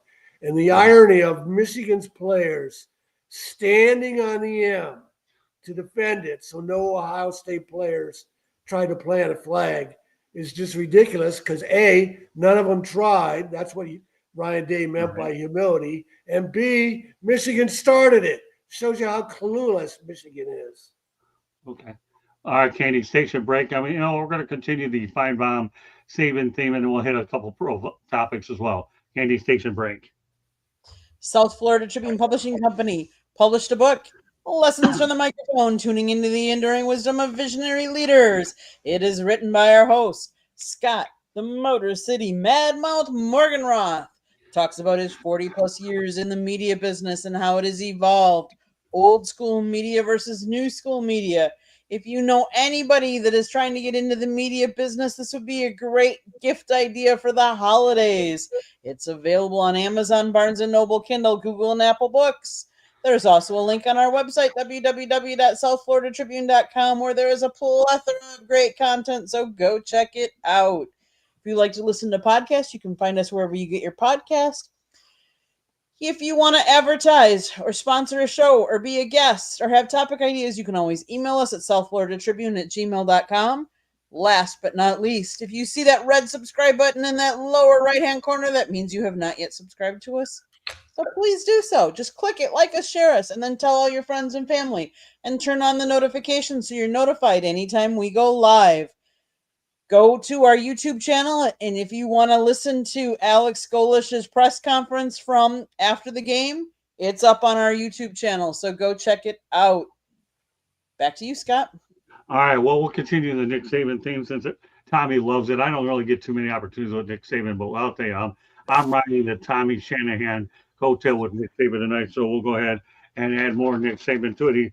Nick Saban criticized Ohio State for having a psychological disposition about Michigan. Ohio State got beat last year by Michigan and probably had as much of it to do with winning a national championship as anything. They got this year's psychological disposition about Michigan. That's just killing them. Well, guess what? At the end of I guess it wasn't killing them that bad. Ohio State 27, Michigan 9. Well, Tommy, take the lead on this. Hey, the reason Nick Saban left Michigan State for LSU was because he couldn't recruit against he couldn't recruit against Michigan. He wanted to go to LSU where he was the only big name school in the state. He owned the state. Nick Saban never won a Big Ten title at Michigan State in 5 years. George Perles won 2, his first one in his 5th year, and Mark D'Antonio won 3, his first one, I think, in his 3rd or 4th year. So that's what I have to say about Nick Saban. Candy? Nick Saban can say all he wants about Ohio State and Michigan. That is one of the biggest rivalries in the Big Ten.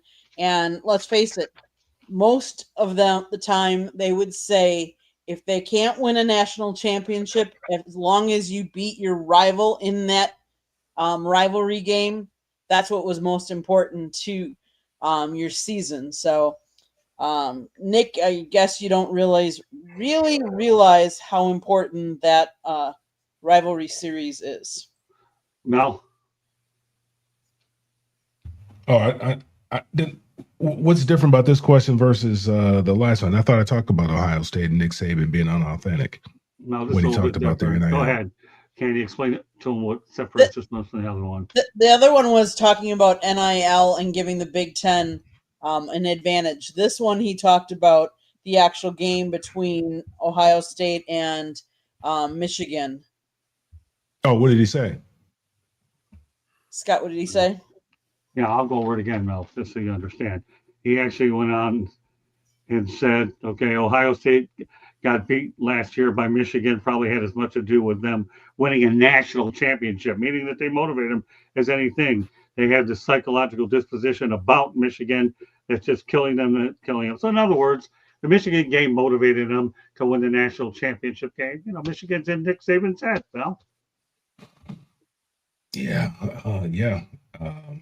it's possible. If you're going to lose, that's when you want to lose. You don't want to lose in the playoffs. That's for certain. So I mean, they gave him an opportunity to rest too, because they didn't have to play in the Big Ten championship, I don't believe, as well. So I mean, there are some advantages to losing that last game without question. And even though Ohio State was still one of the better teams in the country, and they're probably they just ran into a Michigan team that was a lot more motivated than Ohio State was at that particular time. This year, Ohio State was better than Michigan without question.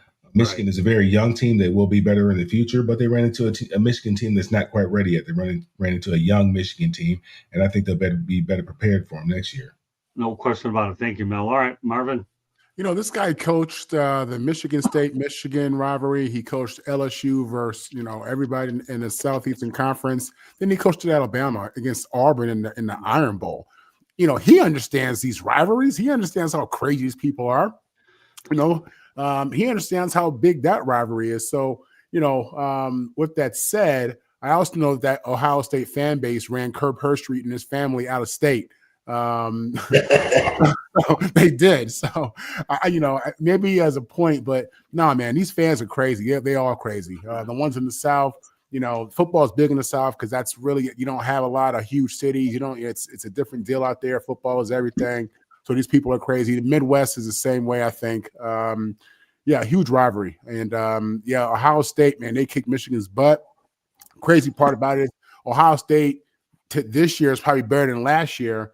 And they'll probably be better next year than they are this year. They loaded. If they are loaded and they are rocking, man. Okay, back to Paul Feinbaum. He believes a group of 5 schools have no business being in the college football playoff. That's like having the AAA's best team in the major league playoffs. It doesn't happen in any other sport. I guess basically the way I look at it is this. He don't believe that the group of 5 guys belong in the college football playoff. Tommy, what are your thoughts about Feinbaum? Yeah, that's ridiculous. That's like saying the University of Baltimore or Maryland County or whatever the name of that school was when they upset Virginia right in the NCAA basketball playoffs. It's like saying they didn't belong in the tournament. That's what made the NCAA tournament what it is. And the big concern now about the NCAA tournament losing its luster is there weren't upsets last year because the mid-major guys are all going to the big schools with NIL money. So that's ridiculous for Paul to say. He's usually I would never have expected him to be that narrow-minded. I give him more credit than that. See, that's why I brought him on here, so you could kick his butt one way or the other. Paul Feinbaum, get words of wisdom. Ever heard of March Madness? At least once upon a time, learn it. March Madness, just like I think you are the modern day version of Bozo the Clown combined with Oopsie the Clown. Candy. There's a reason why they play the game because you never know who's going to win. And sometimes there's upsets. There have been teams that have made it how far into the tournament that you wouldn't have expected. So his comments, I think, are off base. Mel? I think there's some merit to what he's saying, but I believe that the kids have an opportunity to go out there and prove it on the field. Boise State, I think when they went in, they upset, what is it? Who was it? Who did they play? Oklahoma, I think it was. They beat in that one bowl game. I think it was. I'm not sure. But yeah. I think the kids have I think the kids should have the opportunity to go out there and prove it on the field. Yeah, I mean, we know the Big Ten and the SEC, it's different type of football. Week in and week out, it is very different type of football. You're not playing that same type of schedule in those other conferences, in the Group of 5 conferences. It's very, very tough football. But if a team is able to run the table, maybe beat a group of maybe beat one of the Power 4 schools in one of those games, and they end up being ranked, whereas they have the opportunity to play in the playoffs. I think the kids deserve that opportunity. Well, next year I have a feeling the field's going to be increased to 16. Marvin? Yeah, the thing about it is you just hate to see a playoff game where you have, a Boise State, let's say, or a school like that up against a traditional D1 Power 4, and it's just a blowout. It's just, it's like why waste the fans, time with this? It's tough, man. But again, like Kenny said, you got to play the game, and in this game there are always upsets. You got upsets every week, in all these sports. So the reality is in football, David can beat Goliath. We've seen it many times. And you have to remember that. And that's what we love about sports. We love the underdog. We love the team who had no business being there. You know what I mean? So I understand what Paul's saying. I do. But at the same time, I love the game, and I understand that you got to, let these guys get up in there and create a system where they can. in 16 in a 16-team playoff, I think it makes a lot more sense to let some of these teams get in there. Okay, rapid fire on this next one. Okay, the NFL is moving the Pro Bowl games to Super Bowl week on the Tuesday night, leading up to the Super Bowl. Do you like the idea, Tommy? They can try whatever they want, and nothing's going to work. It's just like the NBA. These guys make so much money, they don't care about the All-Star games anymore. The All-Star games used to mean something to the players when they didn't really make that much money, and it doesn't mean anything. People stopped watching the Pro Bowl a long time ago. Okay, Candy. Yeah, I would agree. The Pro Bowl has lessened its significance than it used to have. It used to have more of a luster. Used to be more of a pat on the back if you weren't in the Super Bowl, but it was recognition of what you've done. But so many people don't play in it because they risk injuries and stuff like that. So it's not what it used to be. Mel. Yeah, I mean, I remember when Billy Sims was in the Pro Bowl, man. I mean, he would play hard. I mean, he was trying to get that MVP trophy because he was trying to get that MVP money. The money's changed. I know my dad went to some Pro Bowls. It was a lot different back then when the guys, because of the money, these guys, they really don't care about the game the way that the players before them did. And I think what they should do, because let's be honest, the Pro Bowl games stink. I don't watch them. I mean, they're garbage. I mean, the only thing that might be interesting is when the big fellas get out there and they do, pushing big stuff around or whatever. They should make it like the Superstars or something like that. Make it an Olympic style competition or something. Maybe people will watch it, but people really aren't tuning in to watch these guys play flag football, I don't think. And especially when one year they had different guys playing quarterback and stuff like that. It's not entertaining. And so what they have to do, because this is the entertainment business, they'd have to make it entertaining. They have to do something that's entertaining. Guys jumping into a high jump pit, catching passes in a different type of way. That's not entertainment. That's just garbage. I mean, my grandkids do that, jumping into the bed. Nobody wants to see that stuff. So they have to figure out a way to make it entertaining or get rid of it. Go back to what it used to be, play an actual football game, figure out a way to make it entertaining, or just do away with it. Great commentary, Mel. Marvin? Yeah, man, the Pro Bowl situation is just sad. To Mel's point, my dad played in a bunch of them, and they played a real game. Like they played a real game. You know what I'm saying? And to see what it became and what they're doing now, it's just But listen, the Drew Brees injury changed all that. I think the NFLPA and the league itself, these owners, they look at the game differently. And with CTE and concussions, it's just, is it a necessary game? And so I get how this thing played out. Even though I hate it because I am a football traditionalist at heart. So is it going to affect anything? No, people don't care about. I mean, I don't care about that. I don't watch that. I used to watch the Pro Bowl religiously when I was a young kid. It was a thing to me. It was again because it was a game with real stars, really going hard. So it doesn't impact me. I hate what it's become, but I understand. I actually attended one when they were playing it in Miami, and the late Jerry Green said, "Why are you going to this thing? It's a joke." Well, I went to one. At least I could say I got my All-Star game out better. The Pro Bowl was great when it was held in Hawaii. The players got an all-expense trip to Hawaii at Aloha Stadium. We talked about that before. Let's talk about the Dallas Cowboys. They ended up defeating the last two Super Bowl teams within a 4-day span. Not a bad day's work when they beat Philadelphia and the Kansas City Chiefs, who are now 6-6. Marvin? I didn't hear the last thing you said, Scott. I'm sorry. A good 4 days for the Cowboys. They ended up beating the Eagles and the Chiefs, and now the Chiefs are 6-6. Yeah, listen. Again, it's one of those things where early in the season you don't know who's who. You don't know who's real, who's not. There was a point where the Cowboys, I think, were 3-5-1, and then they beat the Eagles and the Chiefs obviously with Mahomes have been to 7 straight conference championships, and now he's looking at possibly now making the playoffs. But a lot of football left. Mathematically, I know they're still in it. If there's a guy who can do it that I believe in, it is Pat Mahomes. He has made me a believer. I don't know if he has everything around him that he needs, but I'm impressed with what the Cowboys are doing and what the Chiefs are doing. Mel?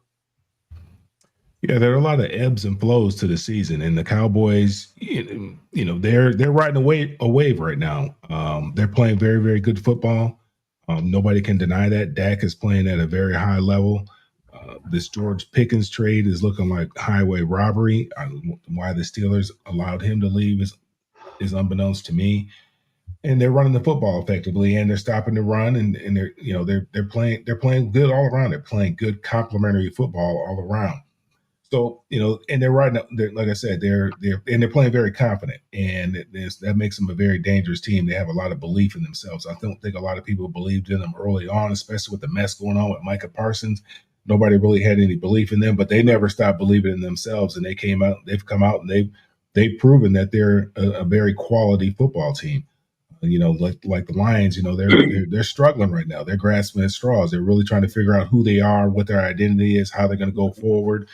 They're struggling. Dallas is not. They're hit their stride. I mean, they're in mid stride, and they're looking poised to make a run. I'm not saying they're going to make a playoff run, but looking poised to make a run because it's going to be very, very difficult to make it as a wild card team. Candy, the Cowboys.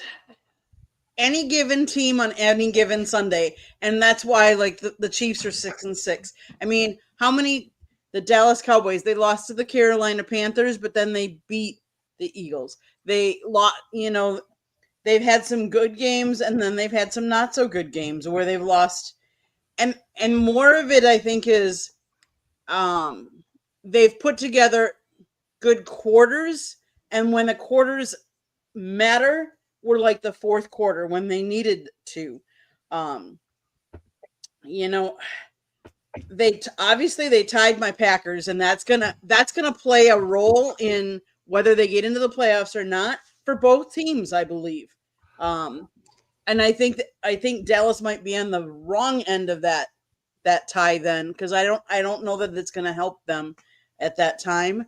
If you listen to Chicks and Salsa, which was on the Chicks podcast tonight at 7:30, the girl we were talking, Megan, is Queen of Hoops, but she's a Dallas fan, and she says don't be fooled by how Dallas is playing right now. They've gotten lucky. They've gotten some calls lately, and she doesn't think it's for real, that they're for real. So, okay. Tommy? Yeah, I mean, let's give Dak Prescott a lot of credit. He's just playing at such a high level. And let's also give Brian Schottenheimer a lot of credit for keeping that team together despite having to deal with Jerry Jones. I guess Sean Payton and guys like that are getting mentioned as coach of the year because they're at the top of their division and might do something in the playoffs. But gosh, if I had a vote, I'd have to study it a little bit more. But off the top of my head, I'd vote for Brian Schottenheimer because nobody expected Dallas to do anything this year.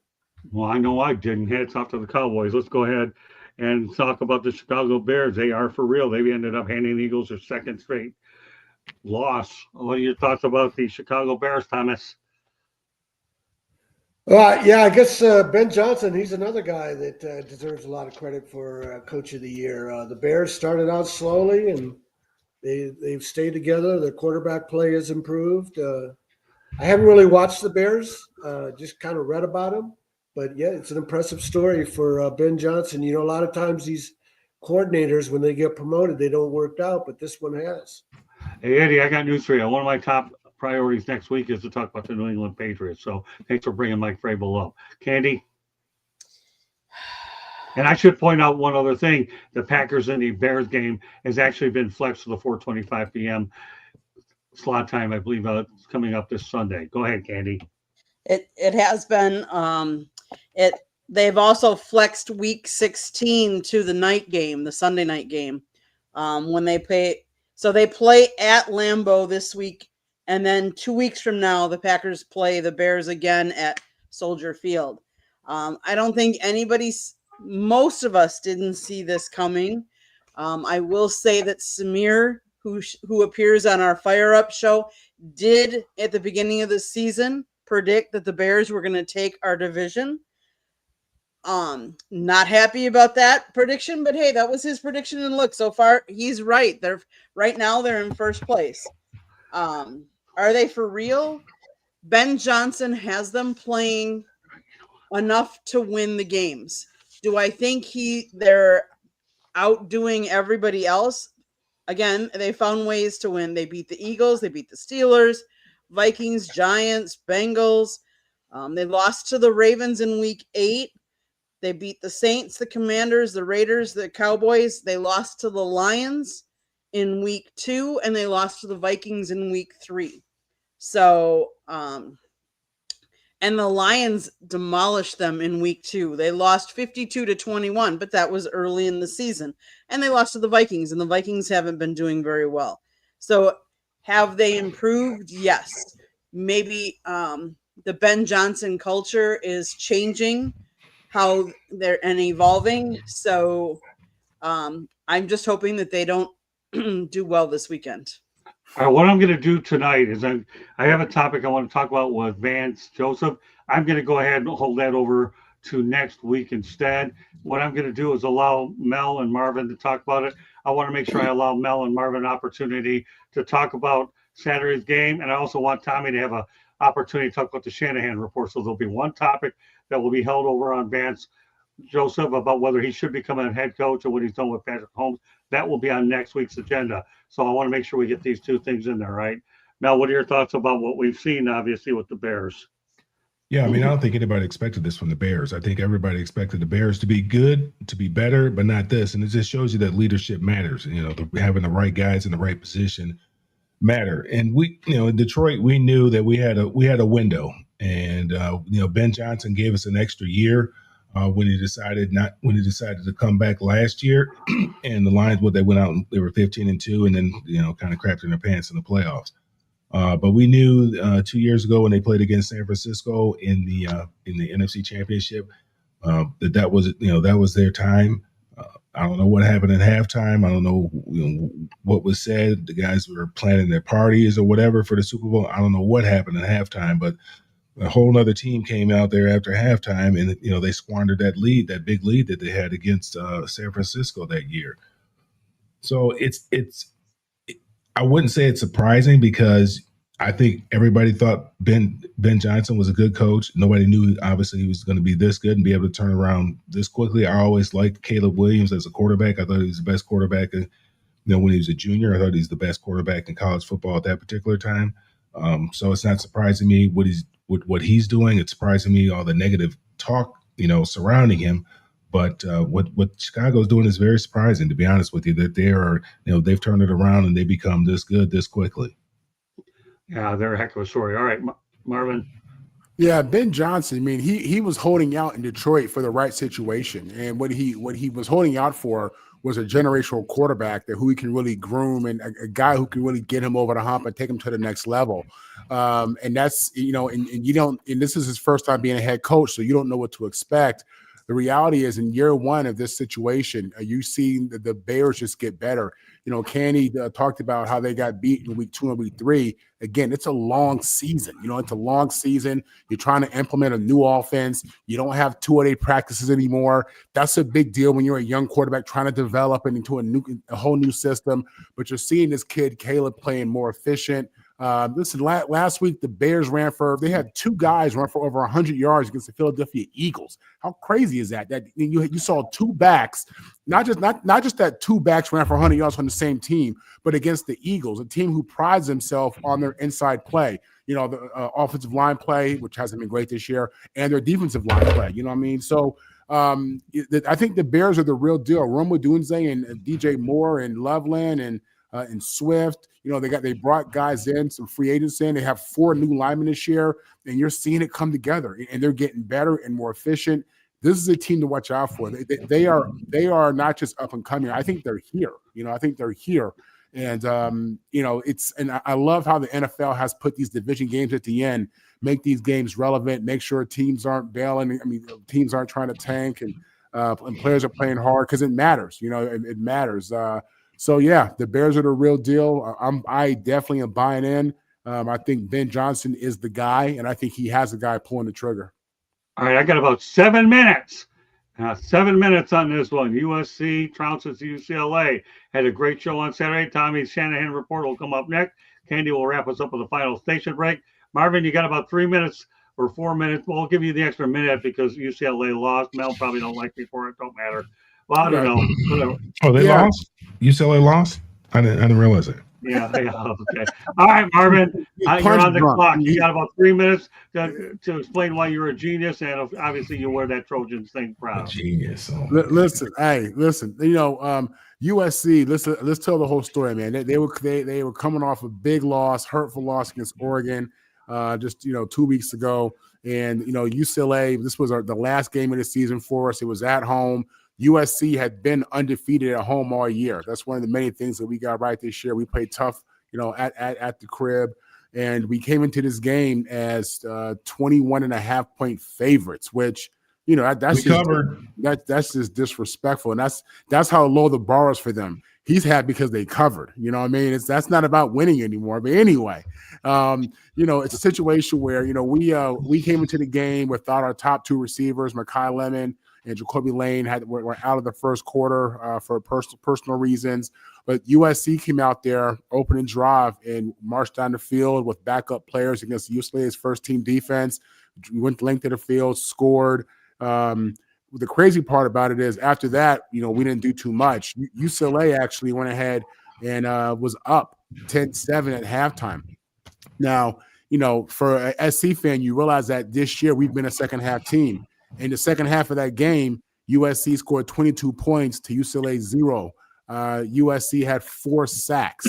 USC, listen, the quarterback for UCLA played tough. He played tough, maybe his most gritty game of the year. He really did. But at the end of the day, I think we just had too many athletes, too much pressure, too much of a rush. Our running back played well. He was a home run hitter. He closed the game out for us really well in the end, King Miller. And even though Mekhi Lemon didn't start the game for personal reasons, he was significant. He had 1 catch. It was a 32-yard touchdown pass, and that really helped us get things going. So for us, this was a situation where we closed the year out with a win against our rival. Again, undefeated at home. We're proud about that. And as we go into this bowl game, because we're going to a bowl game, that's not what we wanted. That wasn't the standard. But it's one too. You win. Back in the dorms. All right, so what we're going to do is we're going to turn over to Mel. But you owe me a minute. I was looking at the clock, Scott. I could have gone to 1:48. I'm looking. All right, go ahead. Go to 1:48. I'll extend you by 20 seconds. But next week, wait. But we will talk about the new UCLA head football coaching hire next week. Go ahead, Marvin. Pick it up. Yeah, nevertheless, a win like this, we had a ton of recruits at the game. Tomorrow, we're going to sign the #1 recruiting class in the nation. A lot of those guys were at that game to watch us beat UCLA by almost 3 touchdowns. And it's just great momentum moving forward for this Trojan program. All right, Marvin, you let me know when you're done. You done? I'll yield you some of my time. Yeah, I have to look at this as soccer. I have to give, not so and I don't know Southern nothing about California. soccer. I have to give Marvin extra time. I still don't know anything about soccer. Extra time. Anything else you want to add, Marvin? No, that's enough. Okay, well, that's okay. I'm glad you got it. I'm sorry to cut you off, pal. I'm looking at all kinds of things as well. All right, Mel, go ahead. Yeah, that's not that much to say. I mean, we got it handed to us, and after halftime, I was going to be bold and brash and text Marvin. I realized that something told me, nah, don't do that, man. Don't do that. And I'm glad that I didn't. You ain't trusting now. You guys live in Atlanta anyways. What if the game? Let it be known. Here. Let it if be the known. game was 30 minutes, we would have been good. But unfortunately, the game is 60 minutes. Now, the nice thing about the game, and I forgot we didn't mention this, but UCLA and USC both wear their home uniforms when they play against each other. And that's because they shared the Coliseum, they shared that home together. And that's just been a tradition that, every year, no matter where they play, even though they play, UCLA's home field is the Rose Bowl, they both wear their home uniforms when they play against each other. And there would be a team that would be designated home in a way. But I think that's nice. And I think, that's a nice thing about college football. And that's the only nice thing about that game was they looked nice in their uniforms for the brief, for a brief period of time. But that product they put on the field, I mean, it's tough. I mean, like I said, USC has the better talent. They had the better coaching. They have more money than we do. They have more criminals on their team than we do. And they won the game. I just have to take that one. There's Yeah, nothing I can do. I just have to take it. Yeah, Mel. You know, listen. When you recruit a lot of your dudes from South Central LA, like we do, you get a certain element. When you recruit your dudes from West LA, like y'all do, you get a certain element. We just ain't the same. You know what I mean? It's a whole other situation, and that's okay. That's okay, Mel. Call us what you want. We're getting too many guys from Huntington Beach. We had the Victory Bell. You Fountain owe me Valley. breakfast at Bagelicious. We ain't even talked about the debt that you have to me. Yeah, I know. They only take cash. They only take cash. We got to figure out a day. And we're I going to gotta take a picture and upload it to the South Florida Tribune when we had breakfast, enjoying my bagels and lox. That's good. I'm taking my kids' piggy bank there. I'm paying them in pennies. Okay, Well, how as you far as doing? I'm concerned, since you guys both live in Atlanta, why don't you go to the Big Chicken? I'll see who's throwing the. No, we ain't gonna do the Big Wait. Let me get The one Big word in here, or maybe a few. The Big Chicken was a good place when Mel and I got together. That extra crispy chicken over at the Big Chicken was pretty good. So we'll see if you guys throw a couple of pieces of chicken at each You other. can't eat too much of that, Scott. That's not good for you. Nah. Oh no, I'm good, actually though. trying to lose weight now. I really am. It's good, but you can't eat much of it. No, We'll I go to know. Williamson Brothers. We'll go to Williamson Brothers next time. Get us some barbecue. Yeah, I'll tell you that barbecue's good. I'm telling you, except when Yeah. at Hard Rock Stadium when it never mind what I'll tell you about that. Or I go to love it. Harold's. I'll tell you Go one to thing though. Harold's and get some soul food. What I did learn is at least the three of us can do a Jaguar show for another network, which would be pretty good. That would make you guys do Val Stars over there. But no, it was pretty good. We had a good show on Saturday. I only did it because of you two guys. It was unbelievable. And the response we got at that early time slot, Candy, was pretty good, wasn't it? It was, yes. Very surprising, but very good. So Mel, Marvin, and I may be onto something. Go ahead, Tommy. Yeah, I wanted to make a comment. I'm glad Mel brought that up. That was one thing I was going to say. One of the great things about that rivalry is that they wear their home uniforms. Right. And it dates back to when they both played at the Coliseum as their home field. I think for a while there, the NCAA wouldn't let them, but they've been able to go back to it. But I've been to that game. I've covered that game in the late 80s and the early 90s when UCLA was rolling. And those were big games. And those stadiums, the Rose Bowl was full, the Coliseum was full, and it was electric. It's a great rivalry when both programs are strong. Well, since now that you're actually behind the mic, Tommy, you got about a minute and a half or so, 2 minutes talking the Shanahan report as we carry the other topic over. Go ahead, Mr. Shanahan. And by the way, Tom Shanahan and Marvin Powell will be on tomorrow night's edition of the Sports Exchange. They have plenty of things to talk about. Go ahead, Tommy. Yeah, TomShanahan.report, my book, Ray of Light, The Right Thing to Do, are the true stories of college football integration and the progress that was took place in the 60s and the brave pioneers long before the myth about Bear Bryant in the 1970 USC Alabama game was made up, 2 decades after the game was played by John Papadakis. And I also have a children's book about Doherty and his father being instrumental to the Underground Railroad. Buy those books, help for Christmas presents, help me pay my daughter's tuition. TomShanahan.report.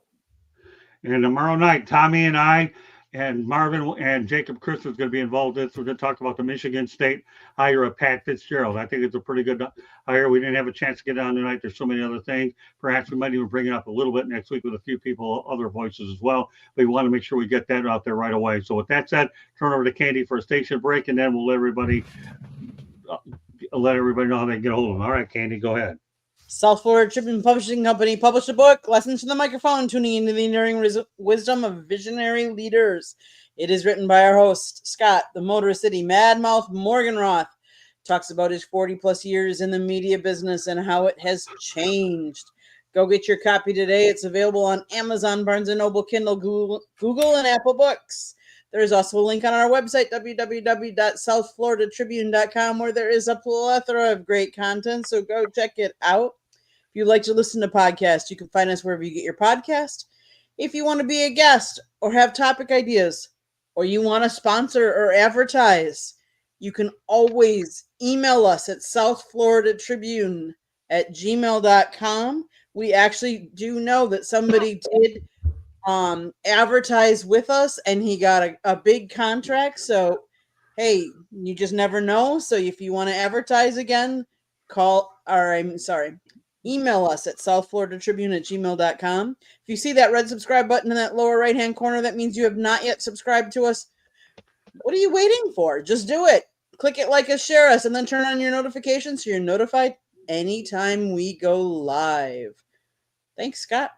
And one little footnote about the USF Stadium. I think they're going to have one of the largest bars in any college football stadium. So if you like to get your booze and consume some of that stuff, go on out there. I don't drink anyways. It doesn't matter. But I throw that little tidbit out there. I've been looking at some of the diagrams, and one of the things is they're going to have one big bar inside the stadium. I don't know. We'll see how it turns out. A couple of years away, we'll see what kind of product they put on the field. That'll be the key to see how many people are drinking. At any rate, if they do, at least the dorms aren't too far away, especially if you're the students. All right, Marvin, let everybody know how they can get a hold of you. Yes, I'm Marvin on the mic. Those are my social media handles.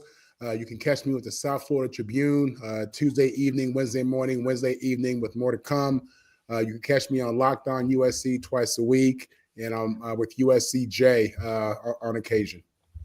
All right. Well, Marvin and I and Mel have a lot of other projects we're working on. Tommy and I always working on projects. Candy, well, she's one of a kind. What else can I say? All right, Mel, go ahead. You can catch me at on all the social media at Mel Farr Jr. and you follow what we have going on for the youth here in Georgia and also up in Michigan at Mel Farr Superstar Foundation.org. All right. Well, my goal next week, obviously, is to get more pro stuff on there, but obviously college football seems to be dominating the headlines. We have to roll with what there is. I've never seen so many coaching situations in my life, but we're doing the best we can to address one of them. One of the things we're going to be talking about next week will be the LSU situation. We're going to talk about the Brian Kelly fiasco and how that thing got turned around, getting Lane Kiffin in there. And there'll be a couple of other things we're going to address as well, in addition to the one carryover topic as well. So meanwhile, great job by my entire crew tonight. Ben Troop, Tom Shanahan, Candy Ebling, Marvin Powell, Mel. These are the people that I feel in my mind have always been with us. My goal is at some point to get Steve Ballesteri on here, and Mel knows all about him. And we're going to try to get some New England Patriots talk at some point. Marvin, and Tommy, I don't know what you know about Steve Ballesteri, but Mel Farr and I know about him well. I'll be reaching out to Steve pretty soon so we can talk Patriots as well. Stephen Reichel, looking forward to having you back on before it's all said and done. Any closing thoughts before we call it a night? Tommy, Candy, Marvin, Mel, anybody, one last thing you want to say? Go green. There you go. All right. Well, with that said, I hope you can join us tomorrow night. And by the way, there's one thing I do want to say. An early happy birthday to Candy Ebling, it is her birthday tomorrow night. My goodness. The birthday girl is on the give her that big old Wisconsin, Indiana smile. Few people realize that she's born in Indiana, but she's a Wisconsin girl. Happy birthday, Candy, from everybody on the crew over at Inside the Pigskin. And I'll be going ahead and, I don't know what I'll be doing at 12:01, but I'll be saying a few words in her ear. Happy birthday, Candy. And I hope you have many, many more from everybody on the network on Inside the Pigskin as we wrap it up with about 2 minutes ago. That's not bad compared to Orlando. One. Never mind. We're done. See you next Tuesday night. And for Marvin and I and Tommy and Candy, we'll see you tomorrow night. A lot more hay on the way. Good night, everybody. Night. Good night. Thanks. Good night. Happy birthday, Candy.